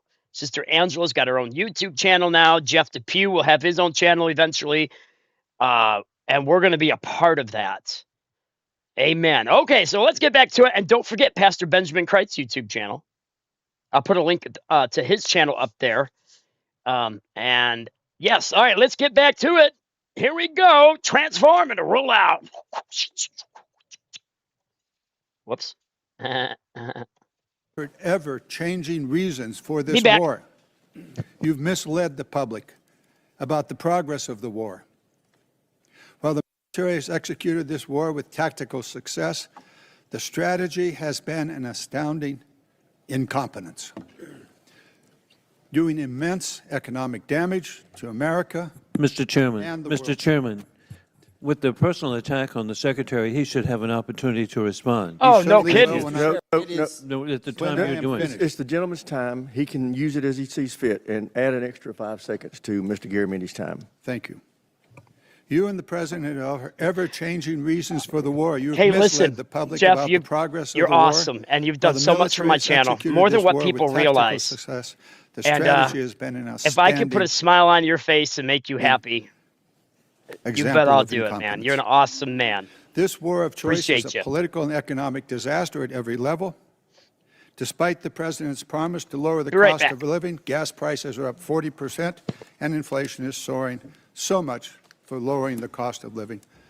The president has got himself and America stuck in the quagmire of another war in the Middle East. He's desperately trying to extricate himself from his own mistakes. It is in America's and indeed the world's interest that he succeed in that. I yield back. Gentleman yields back. Chair, and I recognize the gentleman from Virginia, Mr. Whitman. Thank you, Mr. Chairman. I'd like to thank our witnesses for joining us today. General Caine, Secretary Hegseth, Mr. Hurst, thank you so much. I want to go to a statement I've been making here for the last several years, and that is we are in the most dangerous national security position that this world has been in since 1939. And we know that it's a critical effort that we undertake to make sure we can deter through the concept of peace through strength. Ms. Secretary, I'd like to start with you. We know that peace through strength has a number of tenets. I think the most important of those is presence. And we know that the United States has the Marine Corps Amphibious Ready Group, Marine Corps Expeditionary Unit, that provides us that presence. We know there are over 2,000 Marines and an aircraft combat unit that are on board those vessels, and they let us do a number of different things. That's the crisis response team that gets to go around the world. Today, as we speak, we have 3 ARGMUs that are deployed around the world. Unfortunately, that's an anomaly. It should be standard. Secretary Hegseth, the President and the combatant commanders need maximum flexibility to respond in multiple places at multiple times to combat and deter these threats. I just want to get your perspective on your goal to make sure we have a persistent 3.0 ARGMU presence, and to look at how are we going to make sure through our shipbuilding plans that we assure that we have the adequate number of amphibs that are being built. I think that number is probably right around 40. And then what are we going to do to make sure, too, that the A-sub-O, the operational availability, is going to be at the level where we can maintain an ARGMU 3.0 with the effort we have to put in to maintain these ships? So thank you for the question, the substantive question. Ultimately, we support 3.0 ARGMU. That presence right now gives us a lot of flexibility. Yeah. And this budget supports moving in that direction to ensure that this administration and future administrations have that kind of strategic flexibility with the incredible capabilities the ARGMU provides. We saw it in Southern Spear. We saw it on the Maduro raid. We see it right now. It's a persistent capability. So I think you'll find our shipbuilding investments to meet that as well. But if I may. Sure. Yeah. I didn't get a chance. I didn't see a question in the statement from the congressman. I hope you appreciate how reckless it is. When I said at the beginning, that came after watching you say the same thing on CNN this morning, a quagmire. My generation served in a quagmire in Iraq and Afghanistan, years and years of nebulous missions and utopian nation building that led us to nothing. What we have right now, the way you stain the troops when you tell them 2 months in, Congressman, you should know better. Shame on you. Calling this a quagmire 2 months in. The effort, what they've undertaken, what they've succeeded, the success on the battlefield that creates strategic opportunities, the courage of a president to confront a nuclear Iran, and you call it a quagmire, handing propaganda to our enemies, shame on you for that statement. And statements like that are reckless to our troops. Don't say I support the troops on one hand, and then a 2-month mission is a quagmire. That's a false equivalation. Who are you cheering for here? Who are you pulling for? Our troops are doing incredible work. They've done incredible things for the entirety of this mission and achieved incredible battlefield successes. And you sit there and go on TV for your clickbait about quagmires. It undermines the mission. Your hatred for President Trump blinds you to the truth of the success of this mission and the historic stakes that the president is addressing, which the American people support. Iran's been at war with us for 47 years. You want to talk about a forever war? For 2 months, this president has stared them down. He's going to get a better deal than anyone ever has and ensure that Iran never has a nuclear weapon. I know the American people support that mission, despite your loose talk and words like quagmire. Thank you. Thank you, Mr. Secretary. General Caine, I want to quickly go to you. We know all about the need for exquisite platforms, but we know if we're going to close the gap with our pacing threats, we have to make sure we have those expendable and attritable platforms. And we know those nation capabilities are key, and we have to be able to spin them up quickly, because that's the fastest way for us to, again, deter by peace through strength. Give us your perspective on how you see the urgency of getting that capacity not only in place, but getting that ability to go to scale and get those capabilities in the hands of our warfighters. Sir, I think it's critical, and when I look at what OSW above us is doing, and the Deputy Secretary as well as Secretary Duffy, and frankly, the National and Defense Industrial Bases all rallying around the need to scale, along with the new entrants that are out there who are coming and bringing products to the Joint Force. A key is capacity. Time's expired. Here, and I recognize the gentleman from New Jersey, Mr. Norcross. Thank you, Chairman. I'd like to thank witnesses for being here today. Mr. Secretary, it's well known that our Defense Industrial Base and Maritime Industrial Base has declined greatly over time. It's the shipyards. It's many of the things that you already spoke about. In my community, we used to have 3 shipyards, 40,000 workers. We've lost that critical job skills earned and 40,000 people who know how to do it. And quite frankly, most of it went overseas because it was cheaper. Well, cheaper doesn't buy the security we need for our industrial base. I championed a provision in the 24 NDAA entitled Enhanced Domestic Content Requirement for Major Acquisition Programs. Had to do with our industrial base making things here in America long before this administration came in. The goal was to strengthen our supply chains and have that critical oversight, push for greater investments, much of what you're doing now on these major defense acquisition programs. So we passed that in a bipartisan manner because we knew that this was critical and things can happen. Lo and behold, here we are. There was a reporting requirement in that. That calls on you, the Secretary of Defense, to establish an information repository, issue rules, create a fallback process to govern the Department of Defense. We wanted to better understand much of what is being done here, but it's not being reported back to us.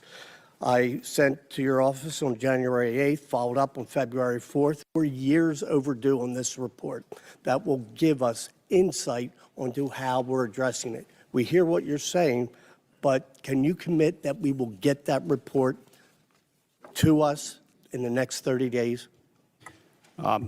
Unless Jay has additional details, I'll make sure we look into it. Whatever we can get to you as rapidly as possibly, we will. We'll also check with the new Navy leadership and make sure they're complying as rapidly as possible with every aspect that could apply to shipbuilding. That's been our focus on the Navy side. It's not just shipbuilding, major acquisition programs across the board. This is incredibly important, and they are ignoring this. And 30 days is being generous, certainly. Second issue is you talk about championing the American worker and how important this is. Yet, in a memo on April 9th, you terminate all the collective bargaining agreements across the DOD, taking away from hundreds of thousands of workers at DOD their collective bargaining rights that they voted for. There was nothing to indicate there were any issues with any of the bargaining agreements, yet you decided to take away from them. Over the last few years, we have increased the wages for those war fighters, incredibly important. This year, up to 7%. Yet on the other side,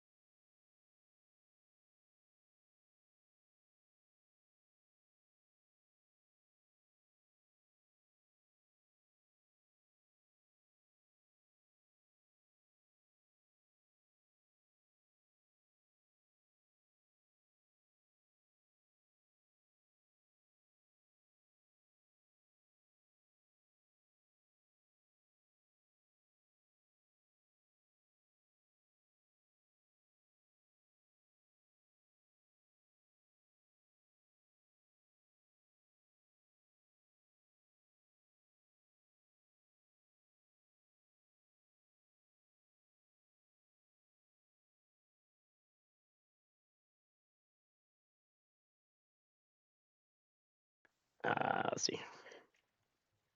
Caps are off. Yeah, how about now? Can you hear me now? Can you hear me now? I should probably plug in my charger. I can do that at the same time I'm talking and it'll still charge. Nothing? No?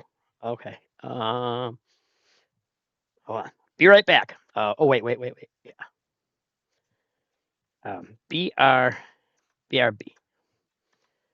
I hope my headset isn't going bad.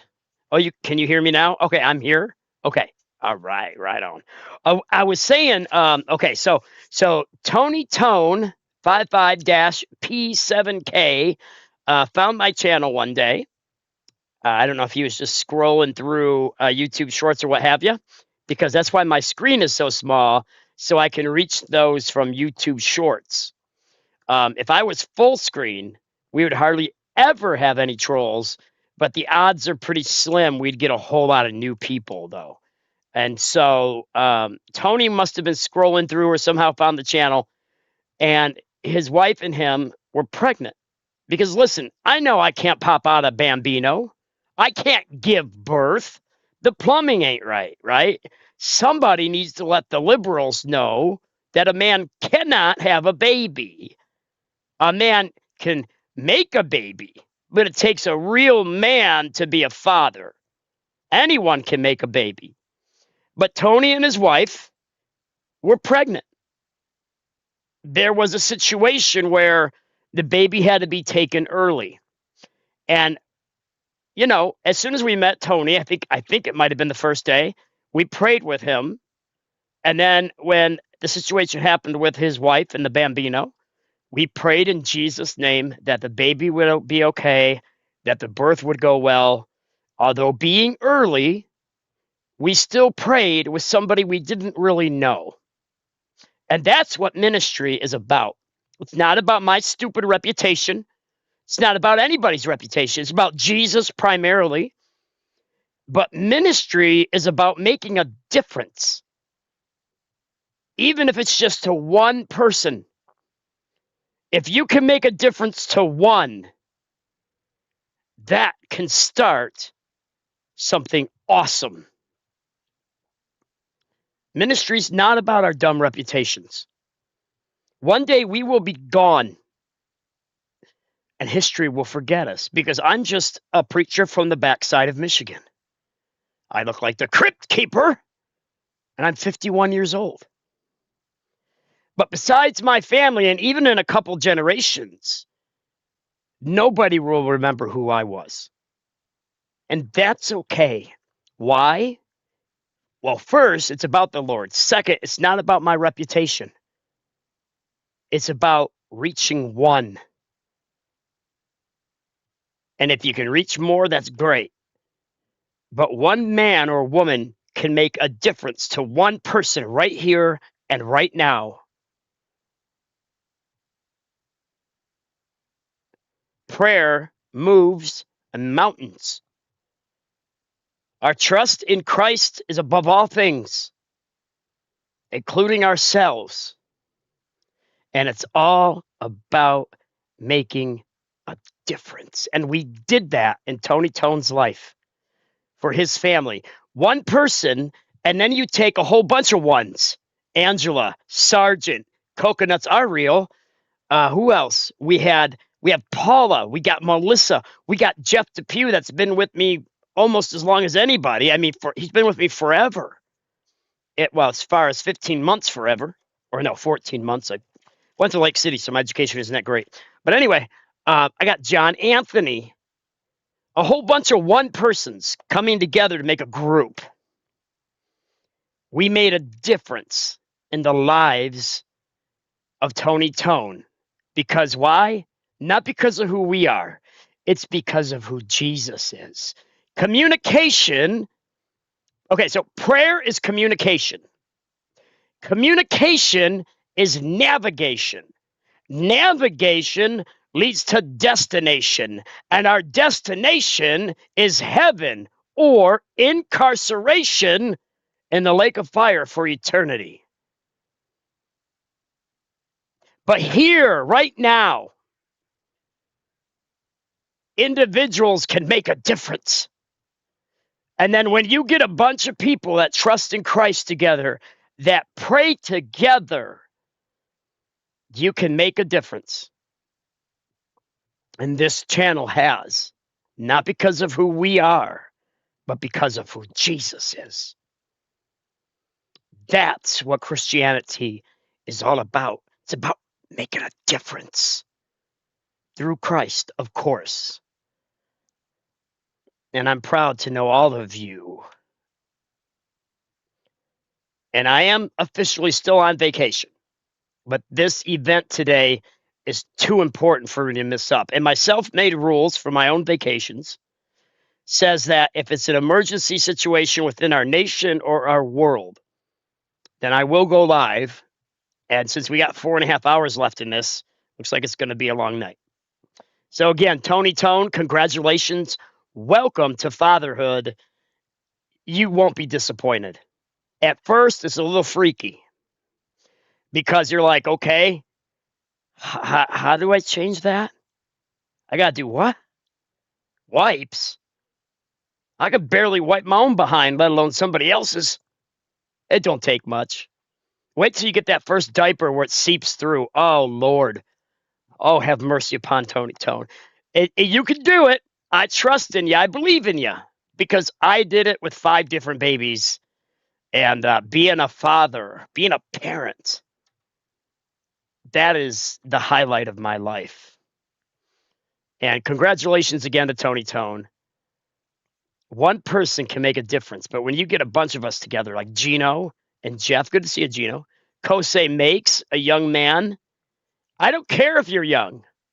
If your mind is set that you're going to not be a selfish and you're going to make a difference in the lives of people. Now, I get it. Age can limit you, but you can be any age and pray with somebody.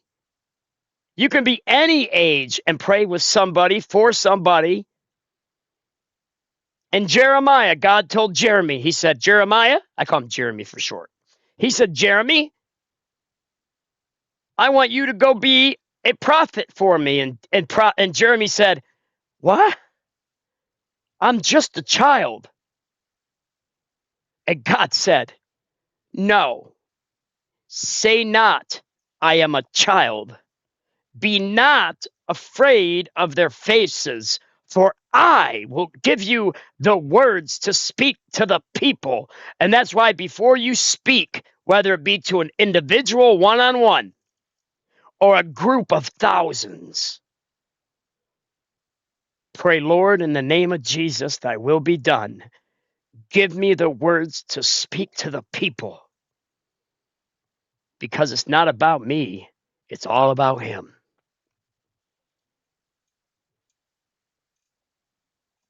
This, you talk about supercharging the defense industrial base. We are in this. How do you go and say, yes, we support the war fighters? They can't do their job unless we are building things that they can use. Yet, no evidence to prove that these collective bargaining agreements were a problem anywhere across the Department of Defense under Democrat and Republican administrations. How do you kind of square that circle that you care about this, yet you take away their voice in the job? Well, certainly, sir, the great workers that whether they're contractors or DoD civilians that do the important work for us, the great ones are going to stay. And we've invested more in merit bonuses for civilians than any administration previous. So if you're doing great work, you're going to stay and you're going to have even more opportunities. But with our ear to the ground in those shipyards and other factory floors, there were issues with collective bargaining, which led to restrictions to the workforce and our ability to move faster. If I may, and in that case, we made the decision to provide additional flexibility. You didn't take it away from the shipyard workers. You took away from Department of Defense employers where there hasn't been any issues. Let's be clear. Those are independent contractors, and they have their collective bargaining agreements, the ones that work for you. The ones that work for us should be at will like anybody else based on their performance, and if they're performing well, which I'm sure they are, as you've represented, they will have a job at the department. So where is the issue that you took away their collective bargaining rights? Why did you do it if it wasn't a problem? Well, I stated up front, it has been a problem. There are plenty of cases, whether it's contract or inside our own department, where collective bargaining had led to arrangements and agreements that minimize the efficiency and effectiveness of employees at the point of their impact. That's what we were focusing on, and that's why we made the change, which we very much stand behind. Well, I yield back. Gentleman yields back, Chair, and I recognize the gentlelady from New York, Ms. Stefanik. Thank you, Mr. Chairman. Secretary Hegseth, I appreciate the department and the administration's focus on expansion and innovation in the defense industrial base. That's particularly important for emerging technologies. For years on this committee, my office has led the effort to ban the procurement of Chinese communist drones, I made an adjustment to the bottom of the video threat. where Pete is. And last year, after years of work, this committee finally passed my Countering CCP Drones Act, or Section 1709 of the NDAA, which was fully implemented in December. How does the FY27 budget scale domestic production and deployment of drone systems to ensure the U.S. has the decisive advantage against our U.S. enemies? Well, thank you for the question. First of all, thank you for your work on that. Critically important. When you look under the hood of the ways in which China is trying to use critical elements of our defense industrial base and supply chain against us, or capabilities in the future that could hamstring us with options for a future president, it's staggering. So Denise Krause is in the House. Good to see you, Denise. But thanks to your leadership and the leadership of others, we are supercharging in this budget, conservatively $54 billion in drone and drone dominance and counter UAS. Jay just slid me a piece of paper. If you add it all up, it could be closer to $74 billion. We started a defense autonomous warfare group, to focus on this, but we're going to do even more. We will shortly announce a sub-unified command, autonomous warfare.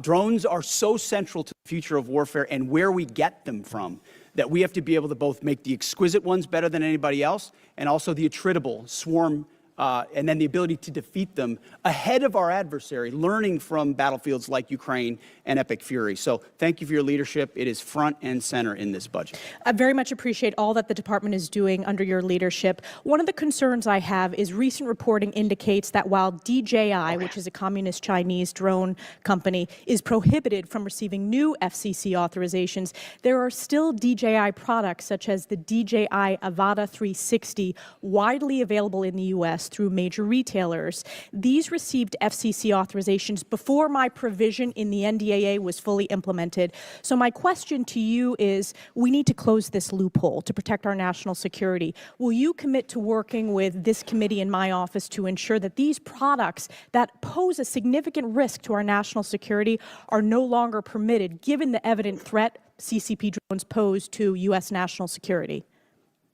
Congressman, yes, the department will commit to working with your staff and looking at that loophole, which we are aware of. And I missed in my first response, of course, that $54 billion is American-made drone dominance. That is exactly where they need to be, and that's where our focus is. Great. Another emerging technology that's very important and has a strong tie to my district is quantum computing.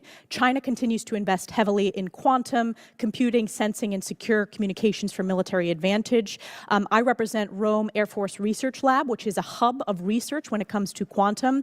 Secretary Hegseth, how does the budget proposal position the U.S. to maintain leadership in operationally relevant quantum technologies? The country that dominates in quantum will dominate the future in C2, in comms, in every way that we fight. And so this makes the maximal investment possible here at home to ensure that quantum compute and working across the interagency, all this is going to end up leading to the mark of the beast, issue. This is an whether people want to think so or not. To ensure that we've got the ability to scale and compute. Here we are, and we got to keep living our lives and letting people know about the mercy of God. Congress, I've pushed for the department to optimize its approach to quantum and develop a strategic roadmap. Amen to that, Joseph 264. How you doing today, buddy? Areas offer the most immediate benefit to the joint force and should be priority investments moving forward? Probably some of the work in crypto and quantum to make sure we can see, sense, understand, defeat, and protect our own stuff. So that's where I'm most interested in it right now, ma'am. Great, and I also want to use my remaining time. I just want to invite both of you to visit Fort Drum, home of the 10th Mountain Division, the most deployed division in the U.S. Army since 9/11. In the first Trump administration, I had the honor of hosting President Trump, where he signed the NDAA in my district, and it's been a privilege to represent them. So encourage you to visit that installation before the end of this year. Thank you very much, and I yield back. Gentlelady yields back. Chair now recognizes the gentleman from Massachusetts, Mr. Moulton. Thank you very much, Mr. Chairman. Mr. Secretary, you and I agree that Iran is a national security threat to us and our allies. Now, earlier you called us feckless for questioning your war. Do you think Congress was smart or feckless when it failed to ask tough questions of the Bush administration and gave them a blank check for Iraq? Well, if you're trying to compare this war to the Iraq I'm just asking war, you, do you think it was smart or the feckless? first one to call a stupid war, then it's a false comparison. Okay, well, probably a good idea to ask tough questions. So let me just ask you a few questions. Did you advise the president that we should attack Iran? We were, first of all, in this position in the cabinet, we never talk about what we would advise the president to do or not. Do you think the president or you deserve more? I've been in every meeting. I understand with that, the chairman Mr. Secretary. and everybody else as those Secretary, I'm asking the decisions were questions. made, and he got every perspective possible when it came. I'm just asking what your perspective is. Are you afraid to take ownership of this? Do you think it was a good idea or not? As I've consulted the president, do I think it's a good idea to confront a nuclear bomb to start this in the war? hands of the? Imagine what the world would look like right now if Iran had a nuclear weapon. Okay, so let's just imagine. Which, by the way, if they had one, which the previous Obama deal was going to allow them to do, including the first Trump administration, they had one. prevented them from having a nuclear weapon. So, listen, how is this war going? Do you think we're winning? Militarily on the battlefield, it's been an astounding military success. No, but are we winning the war? Absolutely. Okay, so do you call Iran closing the Strait of Hormuz? What kind winning? of question is that? Well, I would say the blockade that we come hold on. that doesn't allow anything to come in or out of Iranian ports. Okay, so always, some people's children. That's all I got to say. It's awful. And then we blockaded their blockade. That's like saying, tag, you're it. Or, you know, if President Madison had said, well, the British just burned down Washington, but don't worry, we're going to burn it down as well. Chairman Caine, did the military have plans for the idea that Iran might blockade the strait? Sir, thanks for the question. I'll answer it this way. You know, in this job, I have to maintain trust with a variety of constituents. To okay, I'm just asking if the military yes, sir. Plans. As always, my point in this is, as I explain the role, my point in this is we always offer a full range of military options that are carefully considered with the associated risks with those options and the considerations therein. So, Mr. Secretary, did you consider this risk? Of course, this department has looked at all aspects of this risk. And so then because why did you this send the department minesweepers, the only minesweepers we had in the Gulf, to Singapore weeks before the war started? We have lots of capabilities that you may or may not be aware of at the classified level. Okay, and to deal with by the way, would the Trump-class battleships have helped with this? You're talking about a prospective future battleship, which we welcome in the fleet. Okay, so you're supportive of the battleships? Well, yes, sure. Okay. He's Secretary of War. How much has Iran profited from your administration lifting the sanctions on Iran when you started this war? I can tell you Iran is financially devastated right now. Okay, well, in conjunction with the Treasury about and they are. Operation Economic Fury. And why can't you get out of my channel, you hack? Don't tell me to shut up. I don't come into your house and tell you to shut up. Okay. Between what we've done to the militarily, do what I want, say what I want, when I want. It's my channel. How many Chinese missiles can they buy for $14 billion? Does that sound like winning? They're not. We're ensuring, and they're not buying Chinese missiles. Okay. You know, at the end of the day, this also has a cost to us. If let's say this war costs $100 billion, I mean, you've already said, give us more time. It's to only God been be 2 the months. glory, it could go Lauren. on for 20 years like Iraq and Afghanistan. Let's just say it costs $100 billion. What is that to the average American taxpayer? Do you have any idea? You are going to be so blessed. Unlike foolish previous administrations, it won't go on. No, I'm just asking for years and decades. You don't even know the extent of how blessed you're going to be with that child. Allowed those things to happen. You were a part of that the war. answer to that? So was I. And but someday you will know. I'm just asking if you know what your war costs the average American taxpayer. More beyond the blessings of having a nuclear weapon that they wield. I'm just asking if you know the cost of the average American taxpayer. I'm asking you what the cost would be of that. So for the American taxpayers out there, my constituents, some of the constituents you wanted to represent in Minnesota, I'm just wondering if they have an extra $600 lying around to pay for your war. I think that's just a question that we ought to ask. Now, quickly, on March 13th in a press conference, you said we will give them no quarter, no mercy. In order for no quarter or no survivors is a war crime under the Geneva Conventions. You understand that's murder. Do you stand by that statement? The Department of War fights to win, and we ensure that our warfighters have the rules of engagement necessary to be as effective as humanly possible. Okay, so just to be clear, you called Democratic members of Congress to be tried for sedition for reminding our troops to follow the law. But when you tell them to commit a war crime, you stand by yourself. For insinuating that the laws that we're giving them are unlawful. Time's expired. Chair now recognizes the gentleman from Tennessee, Dr. Desjardins. Thank you, Mr. Chairman, and I thank our witnesses for being here today. And I'd like to thank you for your commitment to our advancement in space, Golden Dome, and nuclear modernization, all which are critical. And also, I understand we're going to start some reproduction of the MQ-9 Reaper drones, which you, Mr. Secretary, and Ms. Secretary share my great state of Tennessee, and we know the 118th Air Wing, the National Guard operates Berryfield and conduct many of these missions, and they do so with great precision. So thank you for that. Secretary Hegseth, you commissioned as an infantry officer in the U.S. Army National Guard in 2003. You've been deployed to Iraq, Afghanistan, Guantanamo Bay. You have been awarded 2 Bronze Stars, the Combat Infantryman Badge, Joint Commendation Medals, 2 Army Commendation Medals, among other recognitions. You have seen military actions from both an operational and service member perspective. Have you ever seen operations with the scope and scale and complexity of Midnight Hammer, Operation Absolute Resolve, and Operation Epic Fury? Thank you for the question, Mr. Congressman. Not only have I not seen missions like that, but if you earnestly go into our formations right now, and you talk to colonels and majors and staff sergeants and 2-star generals, and you ask them about the environment of our military right now and its capabilities right now, compared to under the Biden administration, under Obama, they will tell you it is night and day. Even the ranking member acknowledged that the troops performed incredibly well over the past 15 months and have demonstrated to the world. These are not new troops in a lot of cases. These are the same troops with new leadership under President Trump, who gives them every authority, under a department that ensures they have what they need. I have operators looking at me saying, for the first time ever, we have everything we need to accomplish the mission, both in equipment and in authorities. That matters when you go 37 hours around the world for Midnight Hammers. That matters when you go downtown in Venezuela and grab the indicted dictator of a country in the middle of the night in the most fortified location. That matters at the outset of the Iran conflict. It matters during Operation Rough Rider, which there's a reason why the Houthis aren't on in this fight right now, because they experienced 50 days of the American military under President Trump. That matters in the Caribbean in our fight against designated terror organizations. This military is unleashed, and morale is at a level that this country has not seen for decades and decades because of the leadership of President Trump and because this War Department allows them to get back to basics. No more distractions, no more debris. It's simple accountability, training, standards, lethality, and they respond to it. And it's that response that's manifest in highly and historic successful military operations led by our incredible joint force, who are grateful to have a commander-in-chief that has their back.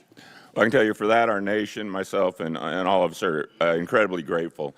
Secretary Hegseth and General Caine, with your vision and steadfast commitment to our nation's service members, you have both overseen the beginning of a generational transformation of our armed services. This budget request reflects that commitment by building and sustaining our defense industrial base, increasing service member pay, housing, and benefits, robust funding for Golden Dome missile defense and space capabilities, and the emphasis on the peace through strength doctrine outlined in the National Defense Strategy. Based on the Defense Department's recent track record of successful missions, can you share some examples of military action that illustrate exactly how your leadership and vision for the Department of War is translating the peace through strength doctrine into an operational reality, and what psychological impact that may have on our near-peer adversaries such as China and Russia? And I'd like to get both yours and General Caine's perspective, if you can take 30 seconds each. I'll keep it brief. Reestablishing deterrence was one of the core pillars of what we set out to do after Afghanistan, after October 7th, after the war in Ukraine, after Lloyd Austin went AWOL for a week and no one seemed to care. The world took notice of that. And through the actions we've taken swiftly that I just laid out, the world has recognized that American power is back, and the willingness to utilize it shows that we can achieve peace through strength. And General Caine, in terms of our adversaries? Yes, sir. You know, when we look at the totality of actions that we've done over the last year, one thing leaps out at me that I think is clearly and unambiguously seen by our adversaries or those that may consider it, and that's our ability to integrate and synchronize a whole range of capabilities that we have in the joint force, information, cyber, deception, jamming, air power, sea power, land power, et cetera. And I think that ability, and I'm so proud of our joint force, those young... Gentleman's time's expired. Chair, and I recognize the gentleman from California, Mr. Carbajal. Thank you, Mr. Chair, and thank you, General Caine, Mr. Hegseth, and hers for being here today. I associate myself with the comments of Ranking Member Smith and Mr. Garamendi, so that I won't repeat a lot of what has been said. Mr. Hegseth, I recently realized that we have something in common. I'm also a fan of Pulp Fiction. And no, the movie is not an accurate portrayal of the Bible. You know what I'm talking about. This president and his administration have claimed to be the most transparent of all time. With that in mind, I'd love to get some straightforward answers today. Some estimates show that the Trump administration's war of choice in Iran is costing taxpayers around $1 billion every day. In addition to spending taxpayer money on a war they don't want, it is also driving up costs. The cost of gas, while the cost of living is skyrocketing under this administration's policies. Amen to that, to me, Shane. And I assume Amen to the American people, it is unclear why we started this war, how it will end, and what anyone your daughter beat gained from cancer. it. That's awesome, Tony. Mr. Hegseth, about how much money has been spent on this war to date, and how much more do you anticipate spending? Well, as our comptroller laid out, the estimate is less than $25 billion at this point as far as an expenditure. And the question I would ask this committee is, what is it worth to ensure that Iran never gets a nuclear weapon, considering the radical ambitions of that regime? I mean, almost every member of this dais at some point has said, whether it was Thank you for your answer. I'll proceed to my next question. Thank you for your answer. President Trump is the one that's willing to make sure it doesn't happen. Supposedly, we had taken care of the nuclear capability last time around. And now this war, we're at it again, because obviously we said we did, but we didn't. In a way that we know, the United States military. Why are they so against us going after the rest of that yellow cake, that nuclear mix, that they have to create a nuke? Why are they so against that? Why do they want us just to stop with Operation Hammer?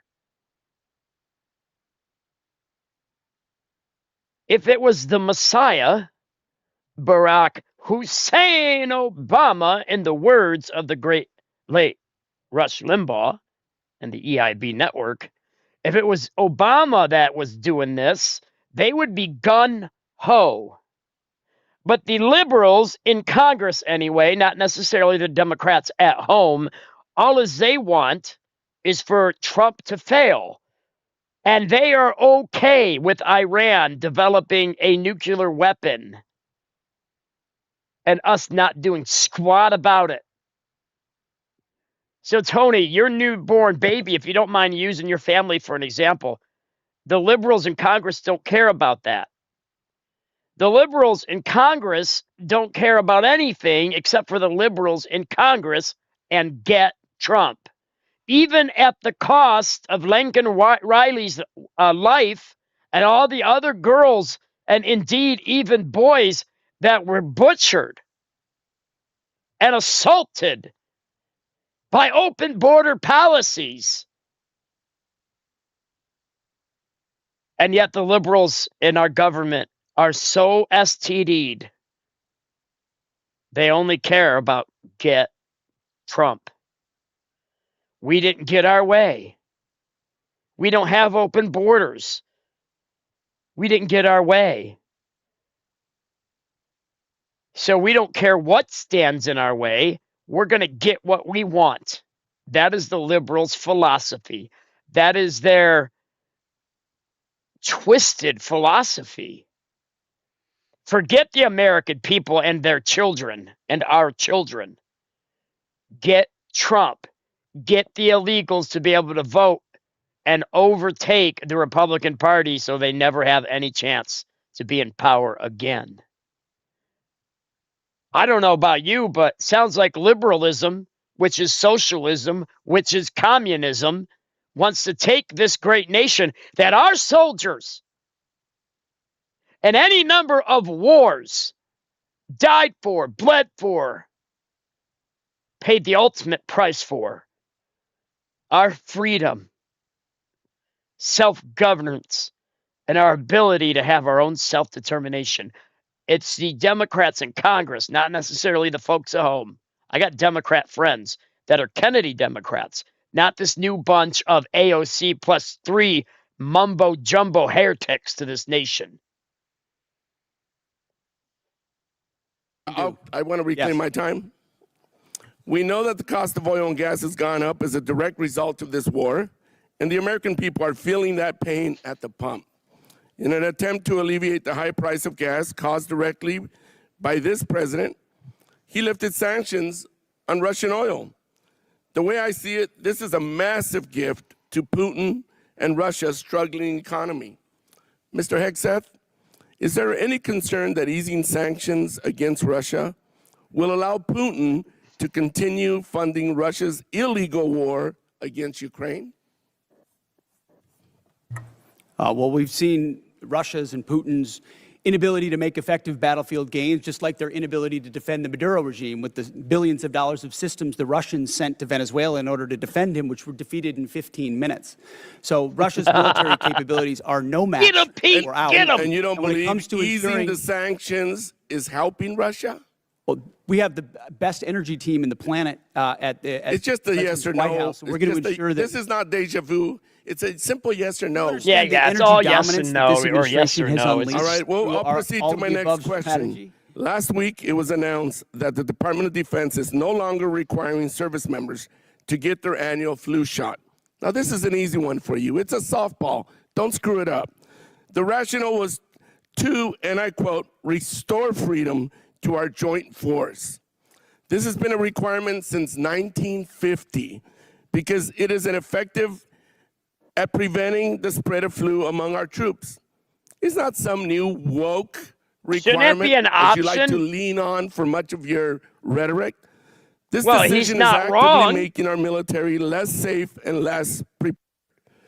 Mr. Hegseth, I depend on my own immune system. Are there plans to remove the mandatory requirement of other vaccinations like measles, mumps, and polio?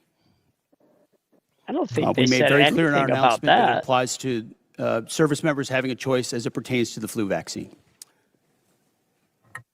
Don't you think that's a little reckless? No, I think allowing well-informed Americans who serve our country to make a choice is not reckless. And commanders will still have latitude, say, for a submarine or something else to make a decision for a unit about whether it could be mandatory in a particular circumstance. But overall, our troops have earned the right to be able to choose about something like that related to their health. Mr. Hegseth, I stand by what I said last time you were here. You were incompetent then.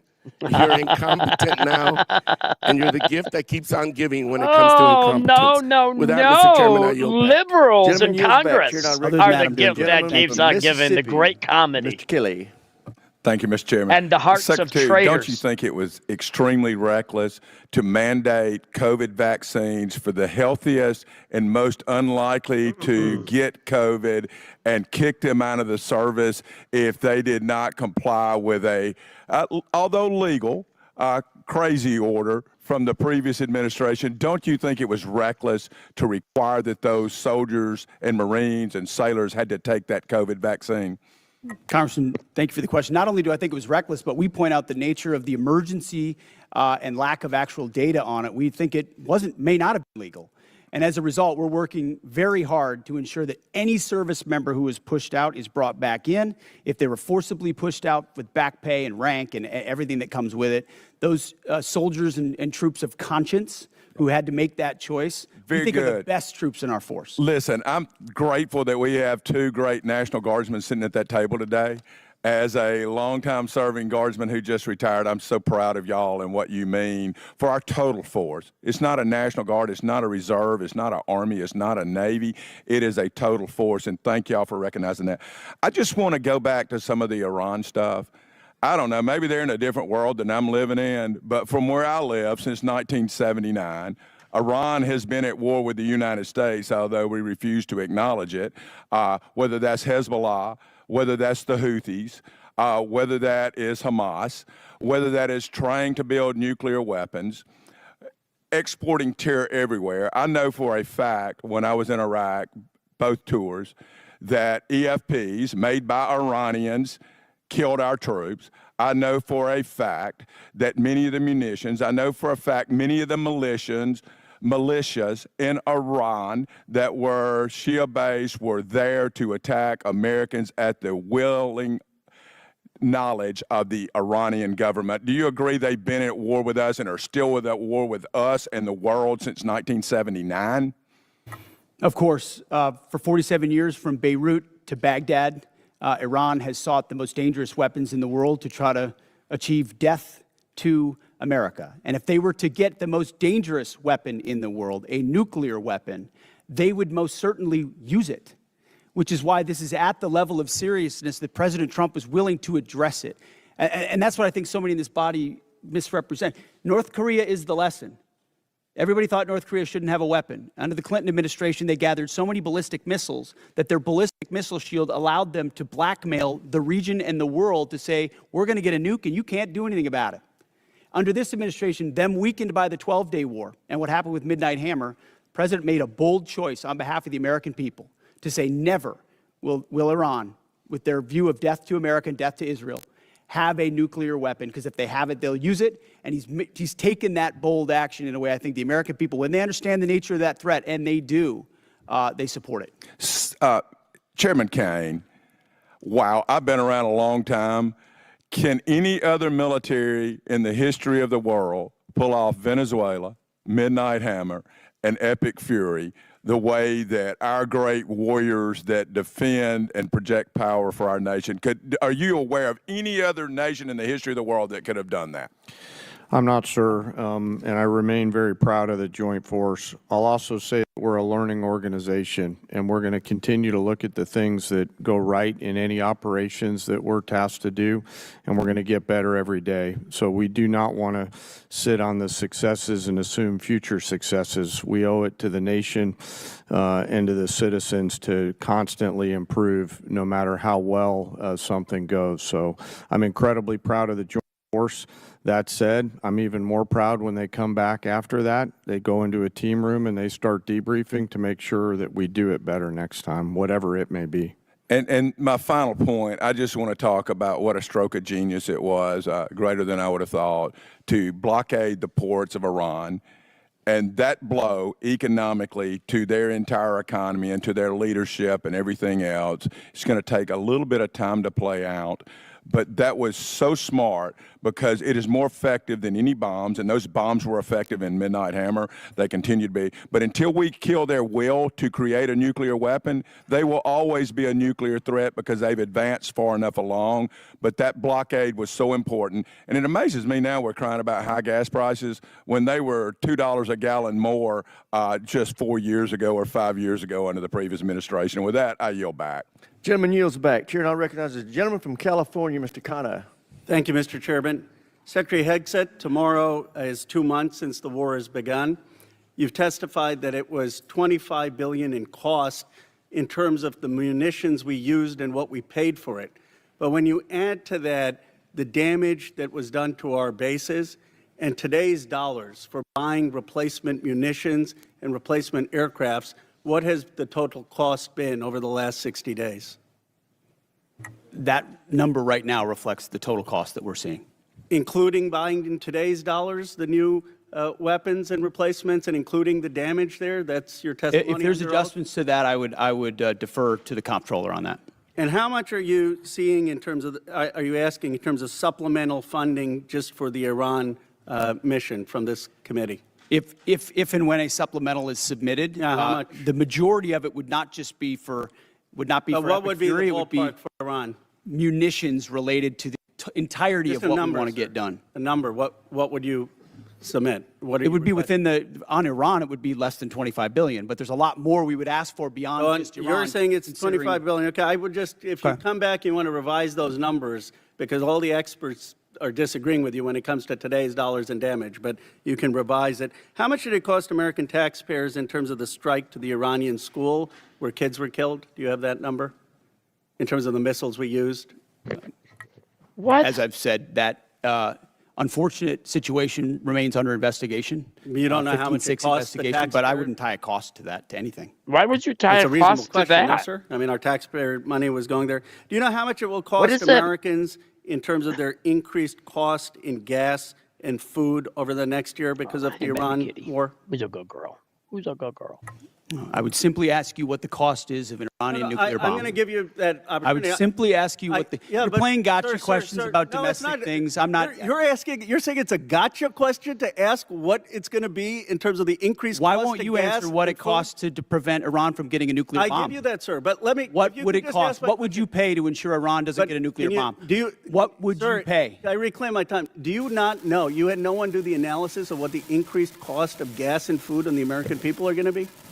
What's What that? is the cost of Iran holding that straight at issue with nuclear weapons? It's $631 billion, which means it's an increase of $5,000 a year for American households. Now, let me give you this point. You're saying that your operation is preventing a nuclear Iran.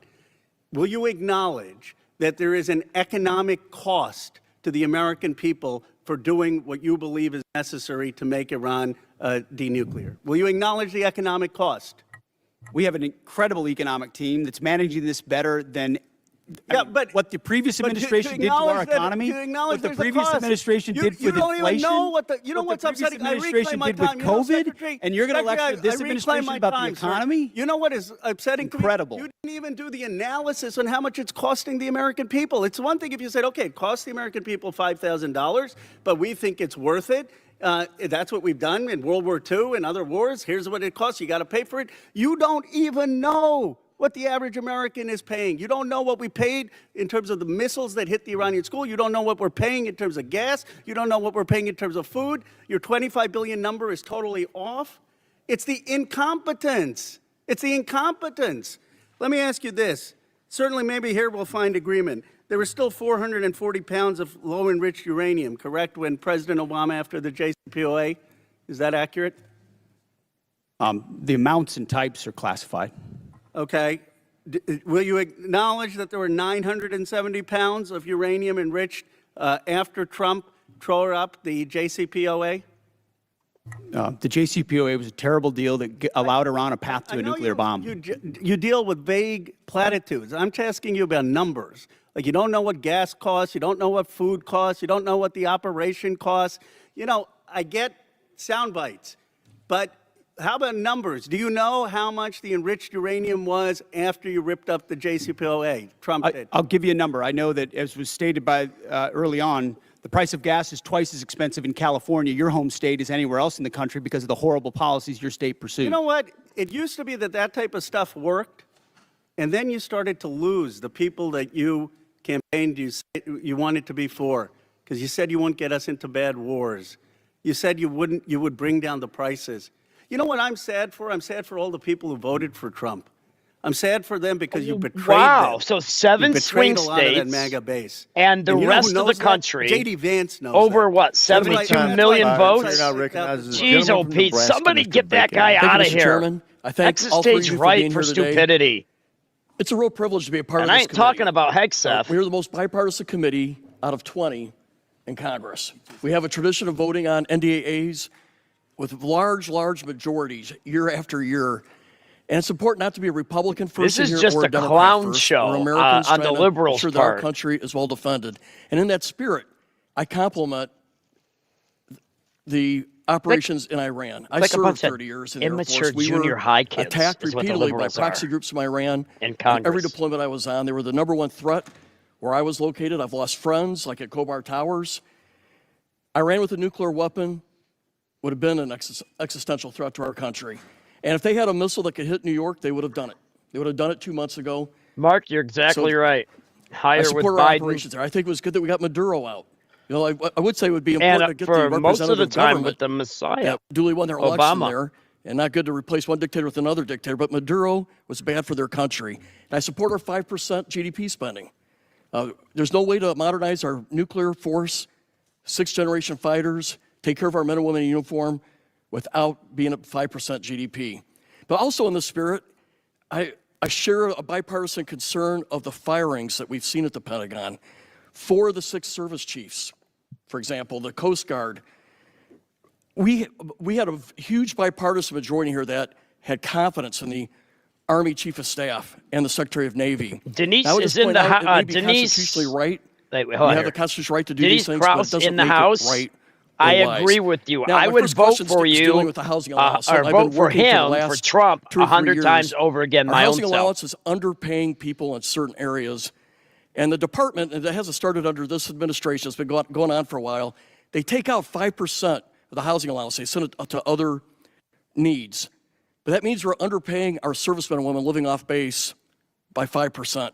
So we tried to fix it with a $2.9 billion line item to fix housing allowance. But that money was moved. So Mr. Secretary, could you tell us how we're going to fix this? Because we have a shortfall in housing allowance, and we tried to fix it out of here, and I'd like to get it fixed. Congressman, I agree with you. I think that is precisely the kind of quality of life issue that's been ignored time and time again. Oftentimes with good intentions of trying to do some trade-off with something else. But I mentioned the 7% pay increase. That's just 6 to 03, and it's 5% from 04 all the way up. But closing that gap, TRICARE reimbursement's a big one we're going to look at as well. If we reimburse TRICARE lower than Medicare, then no one wants to take TRICARE, and now you don't have a real network for service members. So those places where we pinched pennies to try to eke out additional budget space have really hurt service members. So I'm committed to working with you on that to close that gap and ensure that folks can live where they are asked to serve because they can afford housing. Okay, I think this has already been addressed to a degree, but I just want to emphasize we did put $400 million in for Ukraine.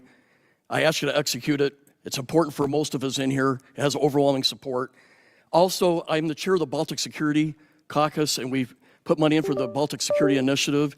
These people love America. They love freedom more than anywhere I've ever been, and they need us. They're on the front lines with Russia.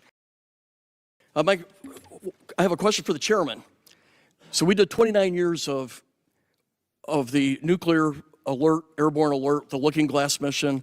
In 1991, we turned that off because the Cold War turned to our favor. But I think we're back to where we were at. Russia's a threat. China's building a nuclear force to match ours. I think we need a Looking Glass 2 and restore that nuclear command and control survivability that gives us deterrence. Russia, China needs to know no matter what they do, we can launch those 400 ICBMs. What's your vision for the Looking Glass 2 or the follow-on?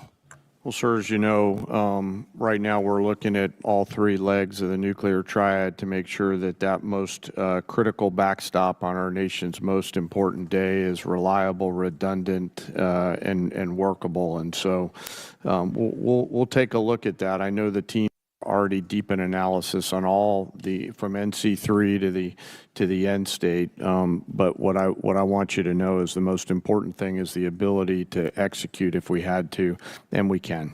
You know, for 29 years we had a plane airborne with the general on board, and it gave the Pentagon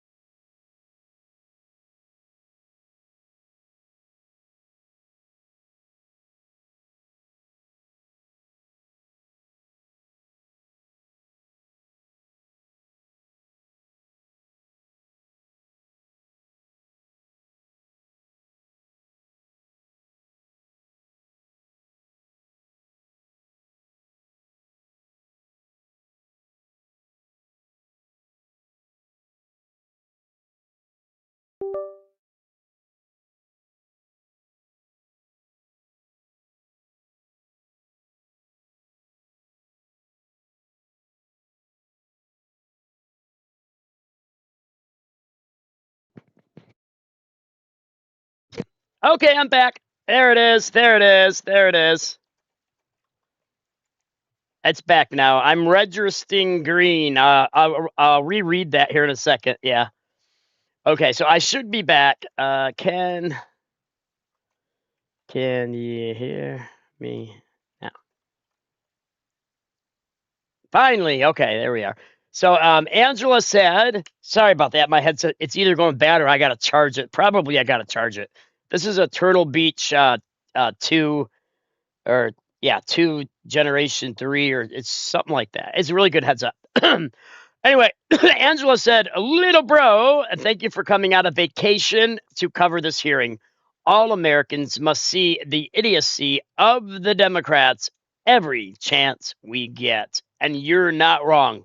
The Democrats are, at best, junior high, and most likely upper elementary mentality mindset.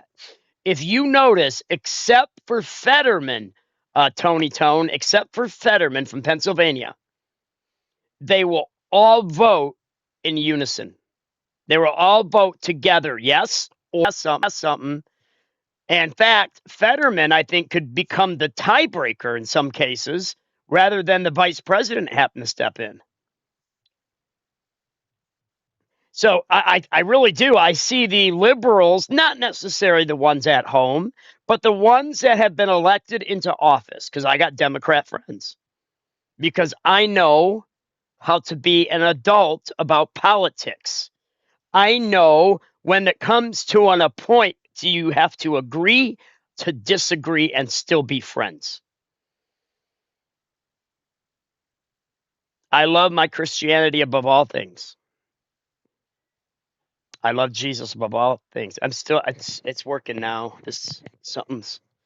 It's registering on. So we got to get back to the hearing anyway. So, all right, here we go, guys. Back to it. The White House struck on the assurance that we had a backup. I think we're back to the future. Yes, and sir, I appreciate your look at it. I just flew with them, and they were doing great work. Gentleman's time's expired. Mr. Chairman, I yield. Chair now recognizes the gentleman from Massachusetts, Mr. Keating. Thank you, Mr. Chairman. I want to talk briefly about the current U.S. doctrine and conduct of the administration in a particular event and a series of events, actually. As everybody in the dais and the witness table is aware, the Department of Defense Law of War Manual specifies that any order to kill shipwrecked persons in an illegal order would constitute a war crime. It isn't suggested there's a specific example to show a clear-cut example of what this entails in our own manual. With that in mind, let's look back a few weeks ago when a fishing crew ended a long day of hard fishing, scoring a full stock of albacore and swordfish on board. Without any warning or expectation, this small Ecuadorian fishing vessel, operating about 200 nautical miles off the Galapagos Islands, was militarily engaged by U.S. forces. It was hit once, then it was hit again. Not a warning shot, not an interdiction, 2 drone strikes. Survivors described chaos and severe injuries. Our U.S. forces then handcuffed the crew at gunpoint, placed black hoods over their heads, seized and scrubbed their devices, and then held them for days. Ultimately, the crew was released, given there was no evidence to support any narco activity or any charges that may be against them. So to recap, we struck a vessel, we struck it again, set fire to it as it was sinking, and as public reports say, even drank their beer. We detained the survivors, and then we let them go. This should be eye-opening. Now let's go to another example, the double tap or 2-strike attack that took place on September 2nd in the Caribbean. A vessel was struck, disabled, and then struck again, killing all but 2 survivors that were left clinging to the wreckage. And this is the thing. We know this happened. We know how it happened, and the Defense Department still refuses to release the follow-up video of the killing of the shipwrecked survivors, even though they released the initial one to the public in major news networks worldwide. No difference in sources and methods in the 2 videos, but still not released to the public. Of course, the backlash was severe at the time and perhaps is being forgotten. An unpredictable but ignoble display of character from this administration, fingers were pointed at one another as everyone scurried to cover, in a tacit acknowledgement that this was an issue potentially violating international law. Now I've reviewed what's been available, the phony rationale that these attacks are about fentanyl trafficking, when we know fentanyl comes from China, India, through Mexico. Then the baseless argument that this was about narco-terrorism. You know, I don't believe a word of it. This was to create leverage for regime change in Venezuela. And now the president acknowledged that was about oil.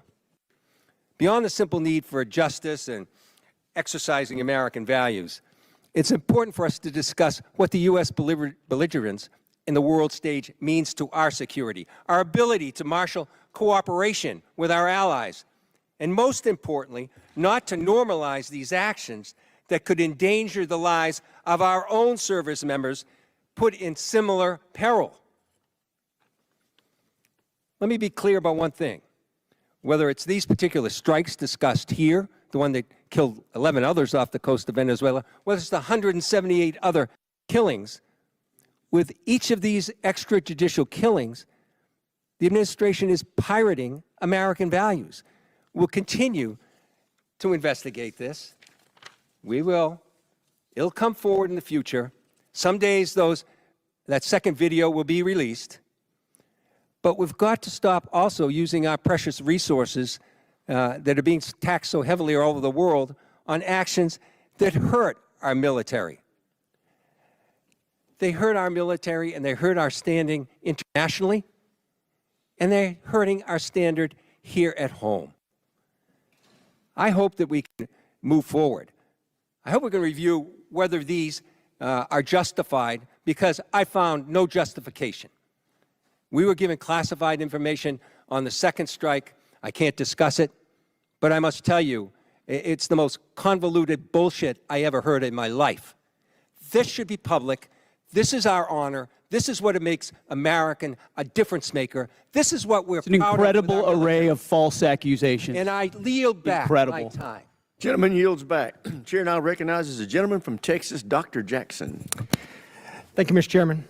Thank you, Secretary Hegseth and General Caine and Mr. Hurst, for your bold leadership and for your time today. I really appreciate it.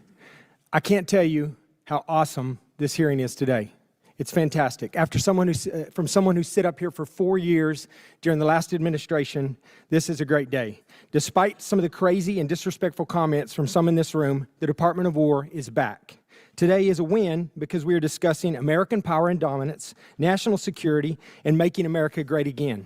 There may be differences in how we go about that, but at least we are not wasting all of our time talking about how to restructure the Department of War into a social experiment that appeases the far-left woke agenda that existed for the last 4 years. Thank God those 4 years of the disastrous Biden administration are done. On behalf of someone who served 25 years on active duty and almost everyone I know currently serving in uniform, thank you, Mr. Secretary, for saving the department. Okay, my question. The U.S. Special Operations Command budget has been relatively flat over the past decade, failing to keep pace with inflation and reducing the command's purchasing power by 14%. I was disappointed to see that SOCOM's FY27 budget request was only $223 million higher than last year's enacted level, dropping even further from an already less than 2% to now just above 1% of the department's overall budget.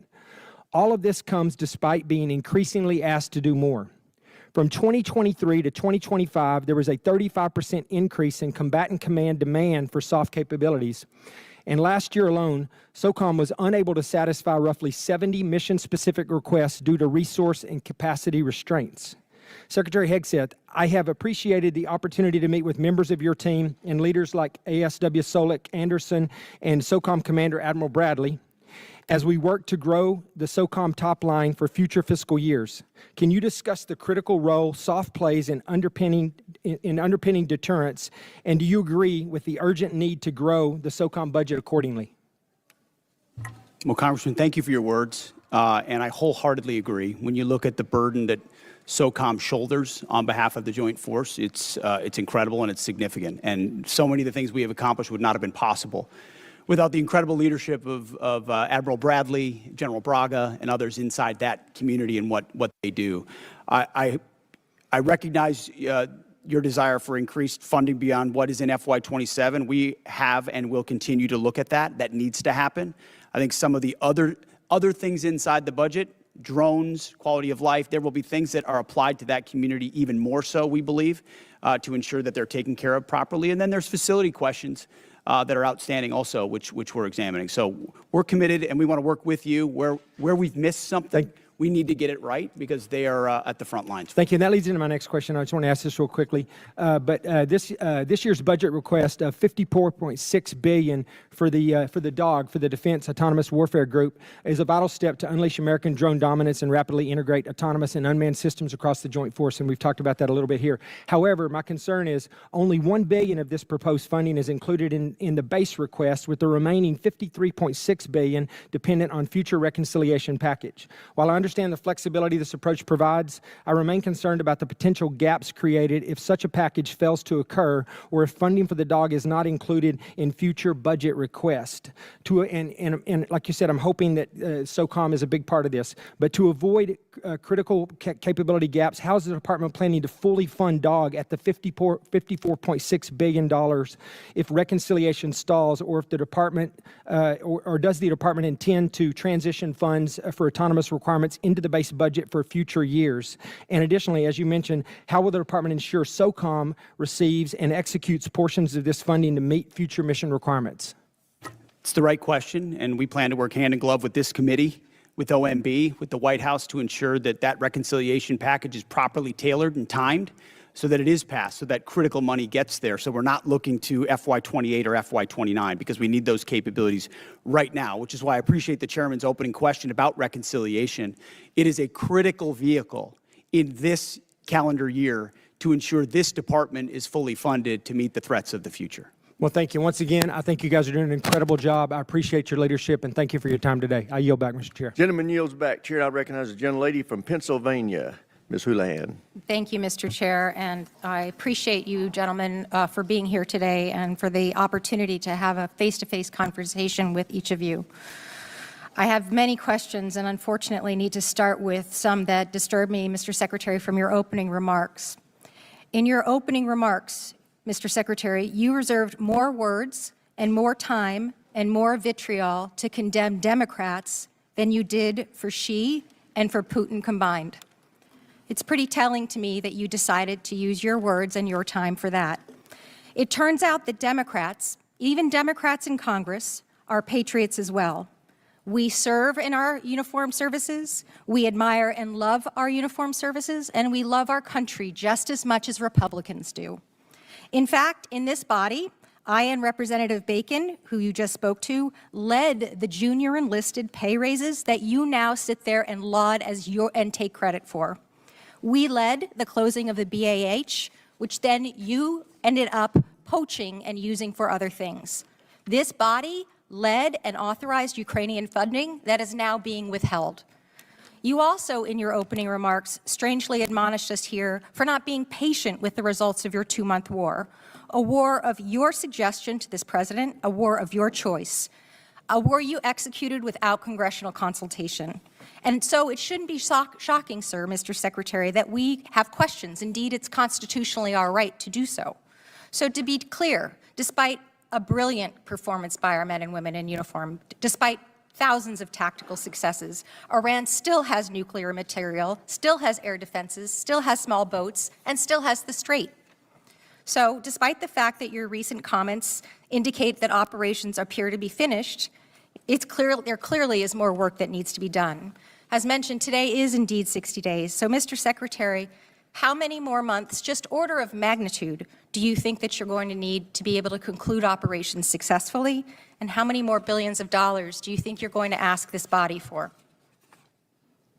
Well, as you know, and as the President has stated, you would never tell your adversary, Sir, especially once I recognize you've, that is the line that you always especially use, once but you've give me an order of decimated their magnitude. military and you control their 3X, Strait, 4X. how long you would be committed to the mission. And the next thing that you mentioned in your opening You know remarks, that. Mr. You would never do that. Secretary, is that you called on, which astounded me, examples of the Afghanistan war, the Iraq war, and the Vietnam war.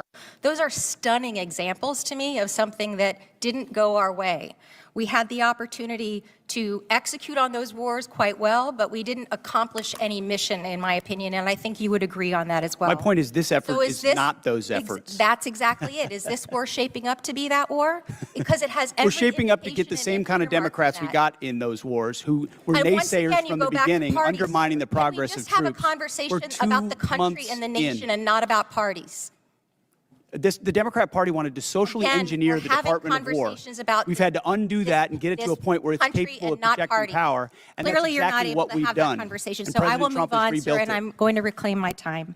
General George, let's talk about a guy who's a patriot, somebody who every single person here in this dais and down there in that audience and out there in this world has huge admiration for. Why did he get fired? Well, as with any moves we make with general officers, first of all, I thank them for their service, and ultimately... My impression is you thanked him by a text or a phone call. You didn't even do it to his face. Out of respect for these officers, we never talk about the nature of their removal, but every one of them, including myself, knows that they serve at the pleasure of the president. Ultimately, out of respect to these officers, we don't reveal it. However, I will note, it's very difficult to change the culture of a department that was been destroyed by the wrong perspectives. So you think General George destroyed a culture? There are many, we've gotten rid of many general officers in this administration because we need new leadership. Sir. You have no way of explaining why you fired one of the most decorated and remarkable men who's ever served needed new this leadership. nation.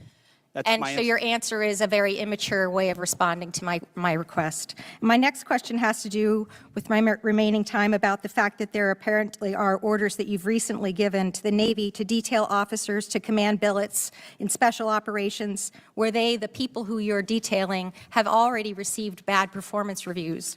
They've received negative fitness reports. Is there a truth to that statement, sir? I'm not aware of what you're referring to. Have you ever ordered the Navy to add officers who never screened for Special Operations Major Command to the promotion list for flag officer? I'm not aware of what you're referring to. All right, I'll take that for no. Thank you, I yield. Generally yields back. For everybody's situational awareness, it's my plan at 1 o'clock or approximately 1 o'clock to recess for about 10 minutes to give the witnesses a chance to stretch their legs and visit the restroom if necessary. But with that, we will now go to the gentleman from Florida, Mr. Jimenez. Thank you, Mr. Chairman. And Mr. Hi, Secretary, guys. I'm back. Sorry about that. are you aware that that Iran, either through our intelligence or they themselves, said they had about 500 kilograms of enriched uranium, up to about 60%? I know. Did you hear her bashing our soldiers? Just ridiculous. We're aware of what they have or what they believe they have and what we know they have, but all of that is classified. Fair enough. And That's if a good point, Paula. They had That 500 is a kilograms status of quo. enriched uranium, how long would it take to take it to weapons grade? Quickly enough that it's a serious national security problem for the United States of America. If I said days or a few weeks, would that be inaccurate? You might be somewhere in the ballpark. Okay, thank you. Actually, that's, Denise you can just Krause get that in the from, house said they ChatGPT. need to go It'll to a give it to you, bathroom. okay? They're so So, yeah, they need to get their so it's not that waders on. classified, It's all right? getting deep in here. Would you say that our primary mission in this war is to deny Iran the capability to Hi, develop kitty cat. a nuclear What you weapon? doing? Yes. And would you say that a regime that's capable of killing 35,000 of its own people within a 2-day period, are they capable, if I thought they it was had the delivery systems, 45,000. to carry out their threat to destroy Israel and also to harm the United States of America? Any regime willing to kill 35,000, and we think it might be more, 45,000 of their own citizens in cold blood. In 1 month, in would most January, certainly I be believe willing it was. to use the most Yeah. dangerous weapon in the Yeah. world, especially as history teaches us, when a nation says they will do something, you ought listen. And when they chant death to America or death to Israel, if they got that nuclear weapon, history tells us they might use it. Well, Hitler said he was going to kill the Jewish, and he was going to try to eliminate the Jewish They wouldn't even care if the population fallout and blew Jews from the back face of the world. on them Nobody in really Iran. believed him, but he really tried to The do wind that. So grab when a hold somebody of that tells me for nuclear 47 years fallout and blow it they're right going to back kill into us, Iran. I think They I'm going to wouldn't take him care. at their word. And so, would you also agree that now another goal of ours is to make sure that Iran never blockades the Strait of Hormuz, never has control of the Strait of Hormuz? Would that be an objective of ours? What they're doing right now is effectively piracy. It's terrorism. It's threatening international shipping. And our blockade is signaling to the world that we actually control that strait. And I would ask this committee, what would this effort look like if Iran had nuclear weapons? Imagine if not Iran had nuclear capabilities, what they would do to wield over any advantage they have, from proxies to funding international terrorism. Mr. Secretary, also, not only would they do that, but imagine if we had not become energy independent. Under the previous administration, they were hampering our ability to be energy independent under the guise of the Green New Deal, which is insanity, by the way. I'm going to go back a little bit in history. We were bombed, Pearl Harbor was bombed on December 7th, 1941. Do you know how long it took for the United States to have its first major victory in World War II in the Pacific Theater? Number of years. No, it was actually 6 months. It was the Battle of Midway, all right? It was a turning point of World War II. Could you imagine if we had had the same Democrats asking then Secretary of War, all right? Gee, I am it's surprised been 2 that months. Hegseth didn't know that. Okay, and we haven't won this war yet. Back then. Skipping ad. We didn't win a major battle for 6 months. Your job, the job of the military, what you've done in the first 2 months is extraordinary. And so, again, for a couple of final questions. Do you know how much money we spent on Ukraine? Helping Ukraine? Under the previous administration? No, right now, up to now. Upwards of $300 billion, $350 billion? You're probably right, about $300 billion. And yet I don't hear anything about, gee, how much money have we spent on Ukraine from the other side? The difference between them and me is this. I support the United States and their efforts to help Ukraine against a dictatorial, aggressive power like Russia, which is our second greatest adversary. But I also support our efforts to make sure that Iran never has a nuclear weapon. And so you'll always have my support, and I'm pretty consistent in that. I also support our efforts in what we did in Venezuela. We still have to go a little bit further because that remnants of that regime are still there. And we need to provide freedom for the people of Venezuela.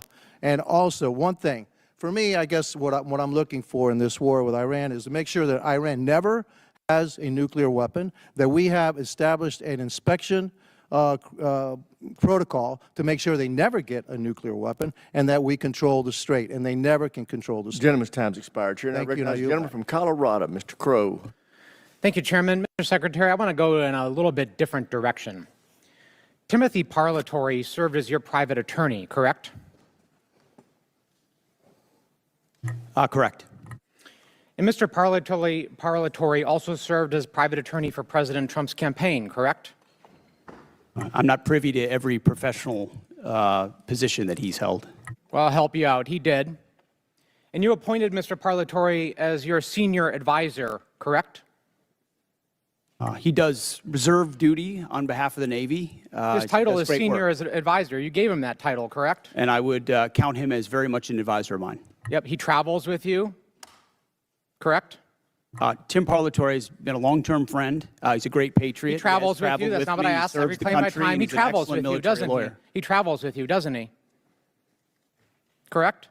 There's public Instagram that shows this. Just say yes. Yes, of course. Okay. He sits in meetings with you and advises you, doesn't he? He sits in some meetings on occasion. Yeah, well, he maintains a desk in an office in the Pentagon, does he not?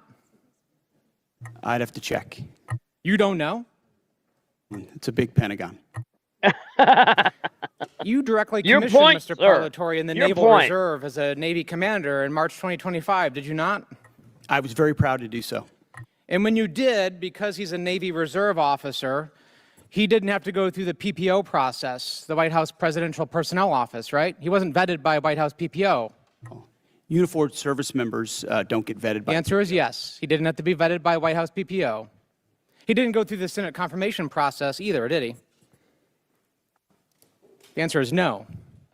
I don't know what you're getting to, but Tim is a fantastic. I'll tell you what I'm getting to. What the is he answer is getting no, at? right? He does great work. Okay. He didn't maintain a security clearance when you appointed him as special advisor. Is that right? I'd have to check. You don't know? I mean, anybody that has access to sensitive material is going to have the appropriate clearance. Okay, so when you appointed him as special advisor, he had a security clearance? You're trying to piece together a timeline. No, I'm asking a simple question. One of your special, most sensitive advisors, did he have a security clearance? No, you're playing a gotcha game like you do on TV and everywhere else. You're trying to thread together details that are connected about something else. Clearly, you're concerned about my line of questioning, aren't you, Mr. Secretary? Because you know where it's going, don't you? But get to the point, you hack. So, does Mr. Why don't you Parlatore just represent ask? foreign governments? He has a private law practice, does he not? From what I understand of his law practice, he does a lot of great work for service members in the Wow, military and other. I know, He maintains a private it's law exactly practice. what Does he's he trying to represent do, foreign Paula. governments or foreign persons in that private law practice? I don't know. You don't know. Somebody who's sitting in your meetings, a special advisor, you don't know. I don't usually hear Does he represent any conservatives really senior hammering officers who are people currently like under this. consideration for promotion by you or your office? The only person that makes determinations about senior officers is me. Answer the question. Does he represent senior officers who are under consideration for promotion by you? No, I'm the one that makes decisions about choosing. Does he represent them, finding Mr. senior Secretary? Does he He represent doesn't them? represent anyone. He's a legal advisor and always has been. But he has clients, does he not? He's a legal advisor to me on reserve duty, and he always has been, and he does a fantastic Is it job. true that Mr. You're playing a Parlatore was losing hand, removed? whatever you're I trying to reclaim my play here. time. Is it true that Mr. Parlatore was removed from an investigation by the White House last year? I don't know what you're referring to, but not that I'm aware of. You're not aware of it. Was it true that you were also removed from that same investigation? The answer is yes. No, not that I'm aware of. You're not aware of it. That's interesting. Well, is it true that Mr. Parlatore disparaged President Trump? I don't know what you're referring to, but no. Is it true that Mr. Parlatore was accused by President Trump and his lawyers of lying? What you're accused of is a cute line of questioning that's going nowhere. Well, it's going somewhere, which is why you're not answering the question. Then just say Was it, it true dude. that he was accused of Not lying Pete, by the the other president's guy. legal Just team? say it. Ugh. I'm not familiar to. You'd have to give me the context. Well, it's right of that here. article You want to look and at the statement from President Anybody Trump's could blow legal up team? a quote and claim it says something, and that's what you're doing in a little stunt. Secretary Hegseth, what I'm really concerned about is you purport to have unfaltering loyalty to President Trump, and yet you are continuously Oh, going. you care a lot I about reclaim my President Trump, time. don't you? You are This going is a behind cute his waste back of your 5 and minutes. appointing A people. huge, I reclaim cute my time. waste of your 5 minutes that I led reclaim my nowhere. time. It went You nowhere. are repeatedly Do going not behind the collect the president's Gentleman back. from Colorado's time.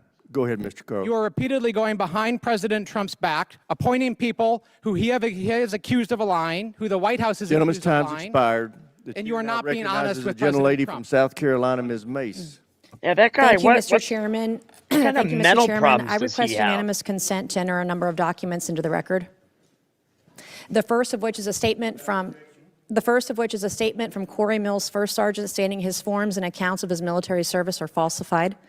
The second document is a picture of Corey Mills wearing a Bronze Star from 2019, before he ever got a Bronze Star. The third document is a document that conveys a Bronze Star medal and his life-saving care to the wounded, and according to the Anthony, soldiers I who were there, absolutely it said it agree never with you. happened, according to the men Their who were there. questions are just, The next what is the document point? is a transcript of a conversation I had Just with Brigadier save General Arnold everybody Gordon hours Bray, of time who and just confirmed that ask he the did not question review, did not straight read, to the point. did not physically sign the form DD, I guess 638, form 638, that Mills submitted for a Bronze Star. And to be candid, he said, quote, "I didn't look at it." I asked to review the email that he sent to Mills' staff about authorizing his signature for a form he did not review, and he said that he would not share it with me. That's a future subpoena. I would like to enter to record a picture of Corey Mills, who says this is the second time he got blown up, but what he wouldn't tell people that the blood on the pant leg in this photo is the blood of Sergeant Ray. It is not Corey Mills' blood. In the same series of photos he shares when he said he was, quote, blown up, are images of a Humvee that exploded. Yeah, grandstanding. With, Yeah, I think that's exactly what it is. severe damage. That is not his Humvee. His Humvee purportedly was 50 yards away and suffered no damage and was not blown up. This is a copy of Corey Mills' marriage certificate with a 9/11 imam at a 9/11 mosque, entered for the record and redacted, with family members' names redacted and protected. This is a picture of Corey Mills with a purported Russian hooker in Afghanistan, which he, of course, denies. And then last but not least, I would like to request unanimous consent to enter into the record a restraining order against Corey Mills for dating violence. Thank you. I just buried my father on Thursday, Mr. Chairman. Sorry for your my loss. Father died Where's the relevance? of shrapnel in his body. He Okay. had 3 tours of combat, 2 in Vietnam, 1 in 1965 during the coup d'etat of the Dominican Republic. And I take stolen valor seriously, because we have men and women in uniform that have given their lives. And an individual that steals the stories of dead soldiers or injured soldiers have no right to serve in this body, let alone on this committee.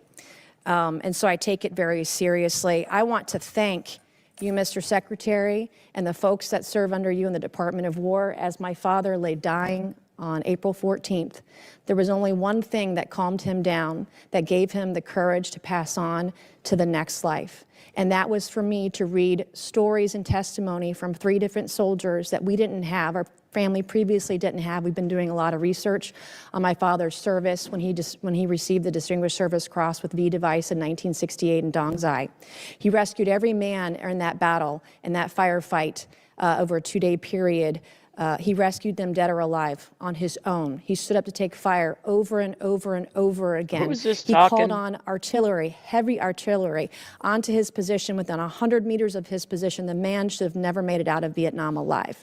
And in fact, his commanding officers kept him back in many cases because they thought he was on a suicide mission because he was just so dangerous out there. But he saved the lives of so many soldiers.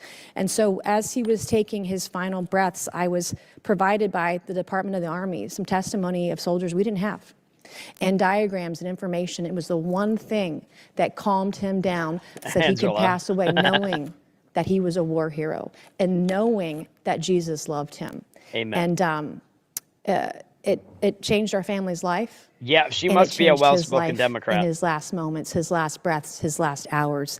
And for that, I am so grateful for the ship that you're running at the Pentagon and the Department of War. I have heard from people in the way that you're trying to innovate and trying to change the way we do business there. And I'm glad that you're firing people. There are people there that are getting in your way. Well, I thought for a minute there she was a Democrat. And the efficiencies that you want to bring, whether But it's that's what I shipbuilding, get for whether not it's paying cyber, close whether enough it's attention. AI, whether it's public-private partnerships, we have never seen a secretary at the Department of War I thought she was who has trying been to do as a gotcha innovative moment as there you for a have. minute So there. I can't say enough good things about you right now. I was impressed. I was concerned about troops on the ground in Iran Hear, hear. early on, and I was impressed with where we are today, how those soldiers were evacuated that got in that flight that crashed. But everything I have seen, you have surpassed all of my expectations, and I just want to say thank you from the bottom of my heart, and God bless you. Yeah, Macy Grace is a Gentleman yields Republican. back. I just You're now didn't recognized. notice her. I was Gentleman looking from at my Maine, phone, Mr. Golden. and I thought, Thank wait a you, minute. Mr. Chairman. Good She's morning, actually Mr. saying some Secretary really and good General things Caine. here. Can't be a I'd like to use my Democrat. time to drill down on an important decision concerning America's surface fleet. That is the future of the DDG-51 Flight 3 destroyer. Everyone on this committee knows about the Navy's struggles to successfully design, manage, and field new classes of ships. To name a few examples, I'll highlight the Littoral Combat Ship, the Zumwalt-class Yeah, they're destroyer, retiring and the the recently Littoral canceled ship Constellation soon, class but frigate. at least we're getting some By any use out of measure, them. the Arleigh Burke-class destroyer has been a highly successful program that continues to deliver the Navy a large surface combatant it can depend on. So the Zumwalt-class destroyers were going to replace the Arleigh Burke.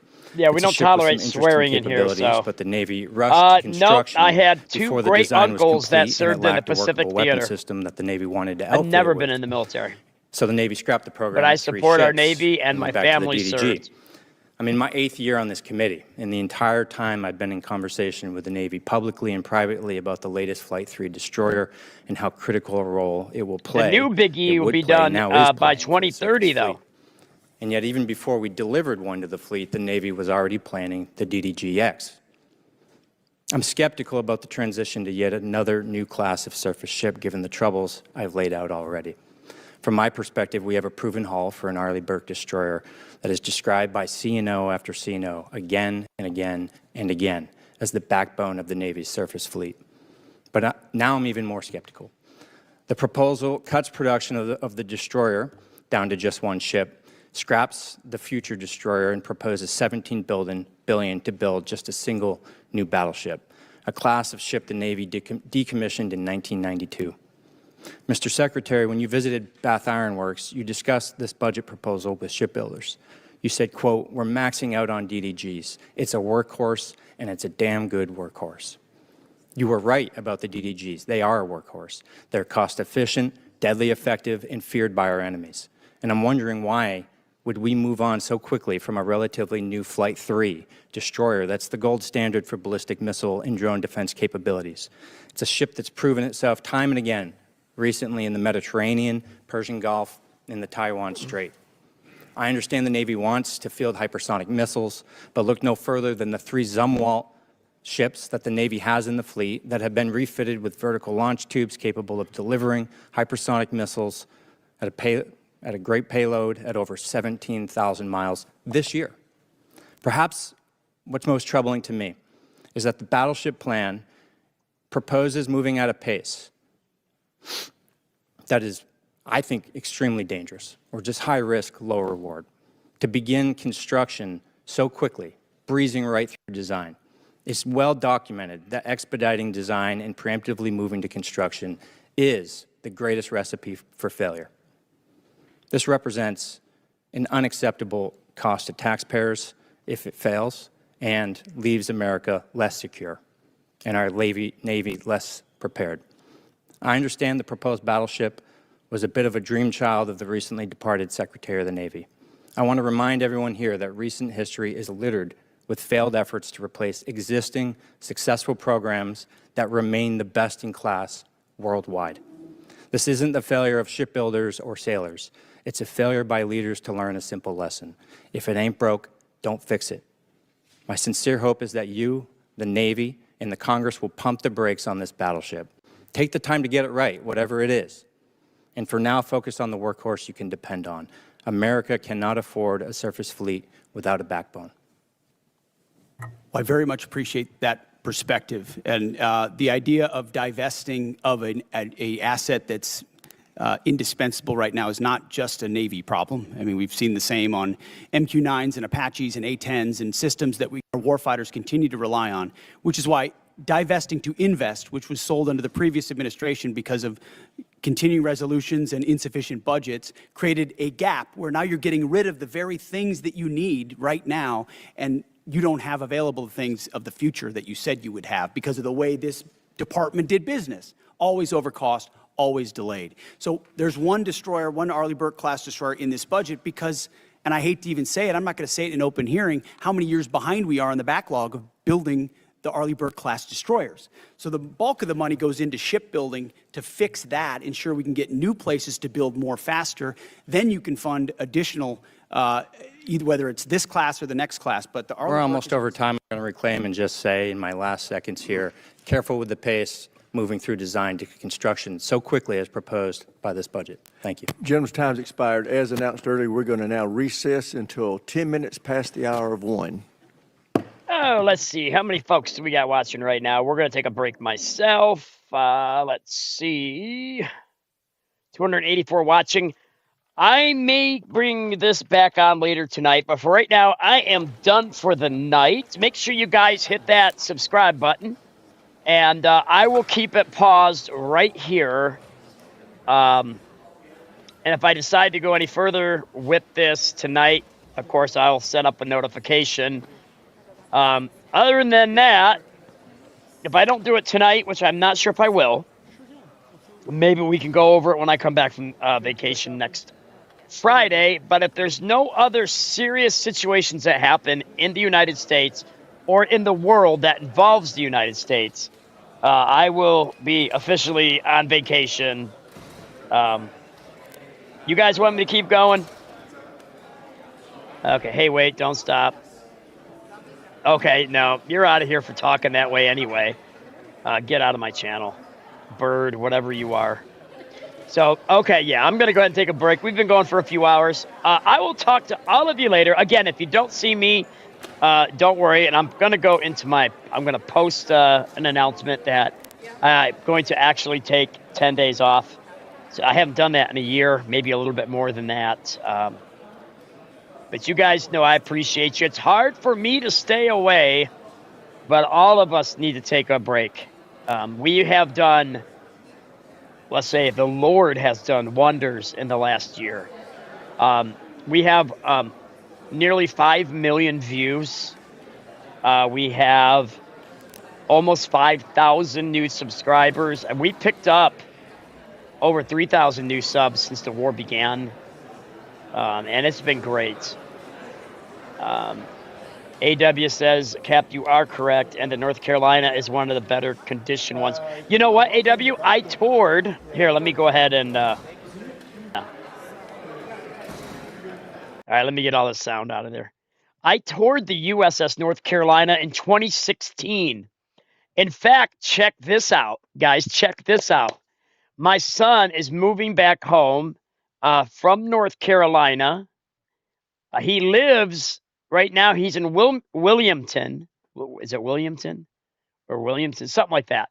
Where the North Carolina is, and we got to tour that ship in 2016, and I was absolutely ecstatic.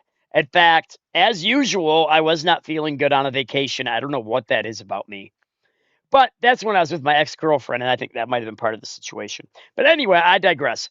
I toured that ship in utter amazement, knowing that the North Carolina almost always sailed with the USS Enterprise CV-6. Whenever you would see the Enterprise, especially toward the end of the war, when they were island hopping, the North Carolina was always there, guns a-blazing, protecting Enterprise, the most decorated ship in all of U.S. history. And Congress, under the Messiah, Barack Hussein Obama, tried to keep an Enterprise from ever being built again. They were going to retire the name Enterprise from the registry, and I was proud, nay, honored, to sign a 200,000 name petition to make Congress build a new Enterprise one day. This was back in either 2010 or 2011. I remember it because I was freshly divorced, and I remember my corporation that I worked for went under, Movie Gallery, and it came across the internet that they were looking for 200,000 people to sign a petition. Congress was going to never, ever build an Enterprise, which makes 0 sense. Why would you not build a new Enterprise? The whole history of that ship, all the way back when it was a schooner for the British and we took it over, has a proud tradition. The men that served on that ship, and then later the women as well, on CVN 65. Why would you retire the name Enterprise? What? It was the result of a traitorous regime called the Messiah, Barack Hussein Obama, and their hatred for the greatness of America. And one of the greatest things is Enterprise. And I wasn't going to stand for it. I said, send me that petition, and I signed it. Proud to do so. And now, in just 3.5 years from now, unless there's, something slows it down, things happen. CVN 80 USS Enterprise, the first carrier or any ship to be 100%, the schematics are on computer and not paper. If the ship did take damage, or if it will take damage, all it has to do is get back to port, and they unbolt the damaged section and just take a crane and lift the new part and put it in place of the damaged part, and it gets right back out to sea. There is no, like, what was it? Was it the Yorktown that had to be, it's either Yorktown or the other one. Now, it wasn't Saratoga. I think it was Yorktown. The Admiral said, you got 3 days to get this thing fixed. They wanted like 2 months. And they got that deck built up again in 3 days, and they got her back out to sea for the Battle of Midway. Now, I was surprised that Hegseth got that wrong. That's okay. He's a man. He's not perfect. He's human. It's not about perfection anyway. Bible says we're striving for perfection. But anyway, guys, I'm going to go for now. Again, if you don't see me, unless there's a national or worldwide emergency, I will be back on the 8th of May, refreshed, ready to go. And I will see you then. God bless all of you. Please subscribe, smash that thumbs up button, and never forget, that Jesus Christ